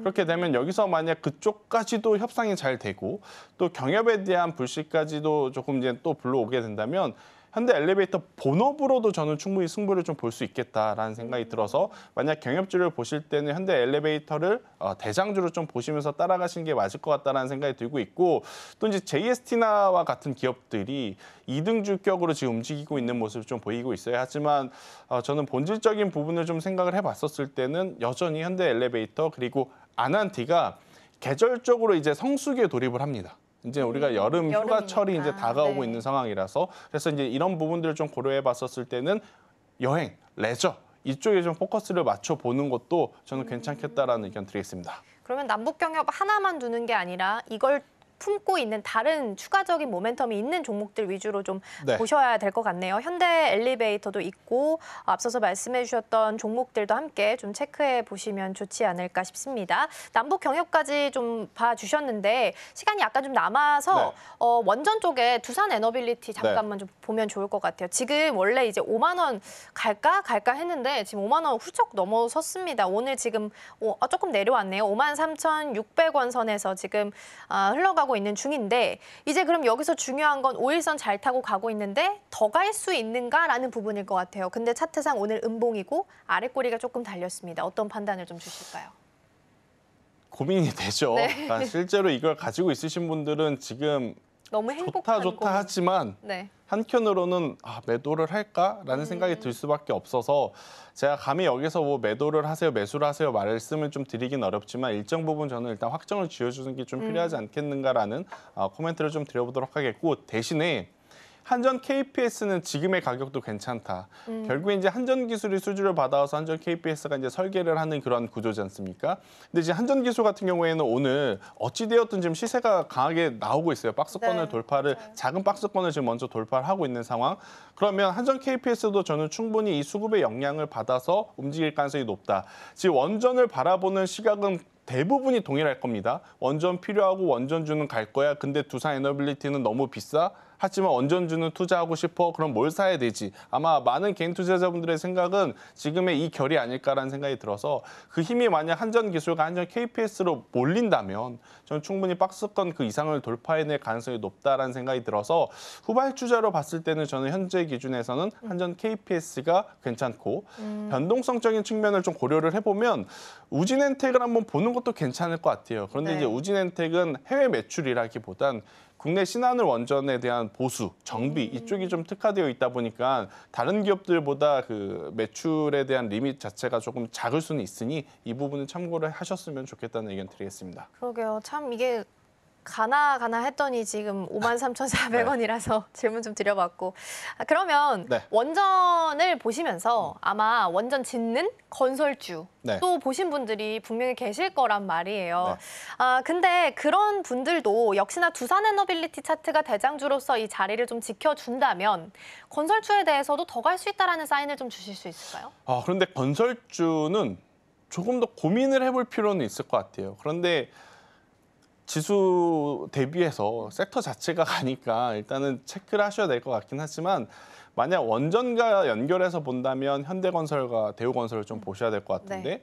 만약 원전 때문에 올라간다면 이 두 개만 올라가야 되거든요. 하지만 최근 건설주들을 보면 다 같이 올라갑니다. 그러면 이게 왜 그럴까 생각을 해보면 결국 내부적으로는 규제 완화 그리고 이제 외부적으로 보면 플랜트 사업에 대한 수주 기대감인데 아직 수주 기대감이 꽉 좀 들어온 기업은 삼성 E&A밖에 없어요. 혹은 조금 더 영역을 확장해서 보면 DL ENC까지. 그래서 건설주를 보실 때 저는 현대건설과 대우건설은 원전에 집중해서 보실 분들이 꼭 체크를 하셔야 될 것 같고 그 외에 나는 해외 매출 플랜트 사업 기준으로 보신다면 DL ENC와 삼성 E&A를 보시는 게 맞는데 그 외의 건설주들, 뭐 HDC, 현대산업개발 같은 경우에는 워낙 실적의 개선세가 좋았으니까 그건 논외로 치고 네. 그 외의 건설주들은 저는 조심하실 필요는 있지 않겠는가. 실적을 보니까 실적이 잘 나오진 않았더라고요. 근데 그러면 국내 정책 모멘텀 좀 받는 종목들은 어떨까요? 인프라 투자한다고 하니까. 저는 인프라 투자를 한다면 건설주보다 그냥 인프라를 보는 게 낫다. 아니면 HD 현대 인프라코어, 진성 TC, DY 파워 이쪽이 더 유리할 수 있지 않겠는가라는 의견. 건설주에 대해서는 제가 이렇게 조심스럽게 좀 이야기 드리는 이유는 뭐냐면 앞선 수주에 대한 고민도 있을 뿐더러 지금 원자재 가격이 너무 높다 보니까 마진율에 대한 고민이 있을 수밖에 없거든요. 그 마진율을 명쾌하게 지금 해결해 준 기업은 이번 1분기 실적으로 봤을 때 GS건설도 아니었습니다. HD 현대산업개발과 현대건설, DL ENC 공교롭게도 이 세 기업이었기 때문에 네. 남은 기업들은 다가오는 2분기 실적을 보고 투자 전략을 고민을 해도 늦지 않는다라는 의견을 드리겠습니다. 그렇군요. 원전과 연관을 지어서 건설주를 본다면 현대건설, 대우건설, 나머지 건설주들은 좀 고민을 해보셔야 될 것 같고 숫자 잘 찍히는 종목들 위주로 해서 골라주셨으니까 종목들 선별도 함께 좀 해보시면 좋지 않을까 싶습니다. 개장 분위기 잘 살펴봤고요. 본부장님과는 오늘 여기서 인사 나누겠습니다. 오늘 말씀 고맙습니다.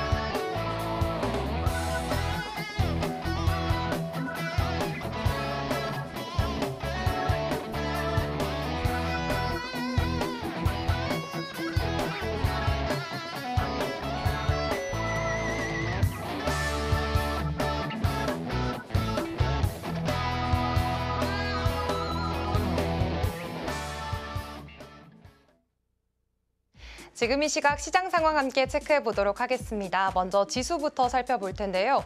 간밤 뉴욕 증시는 3대 지수가 모두 하락하면서 마감을 했습니다. 오늘 국내 증시의 경우에도 오늘이 선물 옵션 동시 만기일이기 때문에 조금은 조심스러운 움직임이 나타내고 있는 상황입니다. 현재 코스피, 코스닥 양시장 모두 빨간불 켜내고 있지만요. 강보합권의 움직임 보여주고 있다는 점 포착이 되고 있습니다. 코스피는 0.42% 상승하면서 2,919선 지나가고 있는 중이고요. 코스닥은 0.36% 상승하면서 789선 지나가고 있습니다. 그렇다면 이어서 수급 상황도 함께 체크해 보도록 하겠습니다. 먼저 코스피 시장입니다.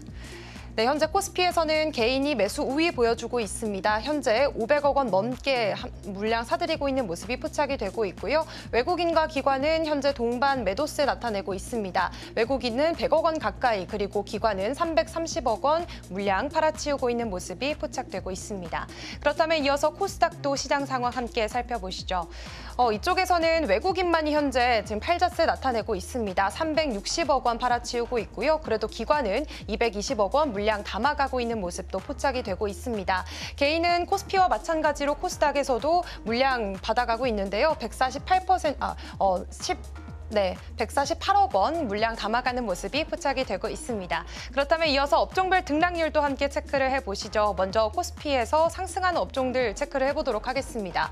오늘은 건설업이 조금 3.35%로 강한 모습을 나타내고 있습니다. 원전 관련해서는 모멘텀 받아가는 현대건설, 그리고 남북경협 관련해가지고 이제 수혜가 기대되는 남광, 토건 같은 종목들이 오늘 좀 상승세 보여주고 있는데요. 그로 인해서 건설업 지금 3%대 강세 나타내고 있다는 점 함께 체크를 해보시면 좋겠고요. 기계 쪽도 오늘 역시나 두산에너빌리티 강세 보이고 있습니다. 2.6%가량 함께 상승세 받아가고 있습니다. 운수, 장비, 서비스업, 섬유의복까지 나란히 1%가 넘는 강세 보이면서 그래도 오늘 코스피 시장에서는 이러한 종목들이 상승세 가져가고 있다는 점 체크를 해보시면 좋겠습니다. 그렇다면 이어서 하락한 업종들도 함께 살펴보시죠. 현재 코스피에서는 종이 목재가 1%로 좀 빠지고 있는 모습이 포착이 되고 있고요. 의약품도 0.6%가량 빠지고 있습니다. 그리고 유통업도 소폭이지만 0.3%가량 하락세 보이고 있다는 점 함께 체크해 보시면 좋겠습니다. 그렇다면 코스닥 시장에서도 상승하는 업종들 흐름 체크해 보도록 하겠습니다. 현재 코스닥에서도 코스피와 마찬가지로 건설 쪽이 강세 나타내고 있습니다. 지금 2.4%가량 오름세 보이고 있다는 점 체크를 해보시면 좋겠고요. 금융과 금속도 나란히 2% 가까운 상승세 보여지고 있습니다. 그리고 기타 제조 쪽에서는 역시나 남북 경협주로 꼽히는 JST나가 현재 10% 가까운 상승세 나타내고 있다는 점까지 함께 포착을 해보시면서 기타 제조 업종 1.7%대 강세 이끌어가고 있다는 점도 함께 살펴봤습니다. 그렇다면 이어서 하락하는 업종들도 빠르게 살펴보도록 하겠습니다. 네, 오늘 코스닥에서 하락하는 업종 유통 1% 가까이 빠지고 있고요. 의료, 정밀, 기기와 비금속까지도 함께 빠지고 있습니다. 그리고 제약바이오주 어제까지만 해도 좀 그래도 투심이 개선이 되나 싶었는데 오늘장 안에서는 그래도 약세를 보이고 있다는 점까지도 함께 체크를 해봤습니다. 그렇다면 이어서 거래대금 상위주들의 움직임 체크해 보도록 하겠습니다. 먼저 코스피 시장에서 거래대금 상위 종목들 움직임 한번 살펴볼 텐데요. 먼저 1위로는 현재 하나오션이 차지를 하고 있습니다. 8%대 그런 강세를 기록하면서 현재 85,700원 선 지나가고 있는 상황입니다. 최근 이 오스탈 인수 승인 모멘텀 힘입어서 주가 상승 계속해서 이어나가고 있는 모습이 포착이 되고 있는 상황이고요. 미국 조선시장 진출에 대한 기대감이 또 시장에서는 몰리고 있습니다. 그러면서 증권가에서는 이런 목표 주가를 계속해서 상향하는 움직임도 포착이 되고 있습니다. 오늘 SK하이닉스는 상승불 켜져 있고요. 반대로 삼성전자는 하락불 켜져 있습니다. 오늘 국내 반도체주들의 흐름은 조금 엇갈린 모습이 보여지고 있는데요. 아무래도 간밤 뉴욕 증시에서 반도체주들의 움직임이 그닥 좋지는 않았습니다. 엔비디아도 떨어졌고요. 또 필라델피아 반도체 지수도 소폭 하락하면서 마감을 했습니다. 그런데 SK하이닉스는 어제에 이어서 오늘도 좀 강세를 나타내고 있는 상황입니다. 현재 1%가 넘는 상승세 보여주면서 또 24만 닉스를 달성하는 그런 모습도 보여지고 있는 상황입니다. 또 SK하이닉스의 경우에는 최근 마이크론 마이크론이 HBM4 시장에 본격적으로 진출을 하게 되면서 본격적인 2강 체제가 구성이 됐고요. 이로 인해서 앞으로의 경쟁도 좀 더 심화될 것이라는 관측도 나오고 있는 상황입니다. 다만 삼성전자의 경우에는 앞서 말씀드렸던 이런 마이크론의 HBM4 시장 진출이 삼성전자에겐 조금 압박으로 다가오고 있습니다. 현재 아무래도 HBM4에 대해서 계속해서 기술을 개발하고 있는 상황이기 때문에 삼성전자의 입장에서는 조금은 쫓기는 모양새가 되고 있습니다. 그렇기 때문에 오늘 시장에서도 6만 전자에는 조금 멀어지는 모습이 보여지고 있고요. 두산 에너빌리티는 역시나 또 잘 가는 흐름이 연출되고 있습니다. 오늘 또 4%대의 상승세 무섭게 또 상승하면서 치고 올라오는 모습이 보여지고 있는데요. 어제 원전 수주 확대에 대한 기대감 속에서 5만 원 선을 돌파했고요. 오늘 또 5만 원 선 더 크게 벌려 나가는 모습 보여지고 있습니다. 또 이재명 대통령이 최근 체코 총리와 통화를 하면서 원전을 포함해서 전방위적으로 협력을 해 나가자라는 멘트를 남겼다고 합니다. 이로 인해서 새 정부의 그런 원전 정책에 대한 기조가 조금은 변화되는 거 아니냐 하는 그런 기대감이 시장 속에서 확산을 하는 모습이고요. 오늘 국내 원전주들 흐름 좋습니다. 마지막으로 한전기술까지도 11%대 급등세 나타내면서 현재 8만 원 선 터치를 바라보고 있는 상황입니다. 그렇다면 이어서 코스닥 시장도 거래대금 체크를 해보도록 하겠습니다. 오늘 코스닥 거래대금 1위로는 아난티가 차지를 하고 있습니다. 트럼프 대통령이 북한과의 관계 개선을 개시를 하고 있고 또 국내에서도 이런 남북 관계가 조금은 개선될 것이라는 전망 속에서 오늘 아난티가 좀 상승세를 보여주고 있는데요. 현재 25%가량의 상승불 켜져 있습니다. 9,700원 선 지나가고 있는데 아난티는 과거에 북한 금강산에다가 골프장과 또 리조트를 지었던 경험이 부각이 되면서 향후 관계 개선에 따른 수혜 기대감 속에서 강세 보이고 있습니다. 오늘 G2파워 상승세 나타내고 있습니다. 20% 넘는 그런 상승세 보여주고 있고요. 태용도 역시나 원자력 관련주로서 7%대 강세 나타내고 있습니다. 그리고 PS 일렉트로닉스도 이달 22일에 테슬라 로보틱스가 좀 출시를 하기 때문에 이런 점에 힘입어서 관련 기술이 부각되고 있습니다. PS 일렉트로닉스도 7%대 강세 나타내고 있다는 점 짚어드렸습니다. 지금까지 시장 상황 전해드렸습니다.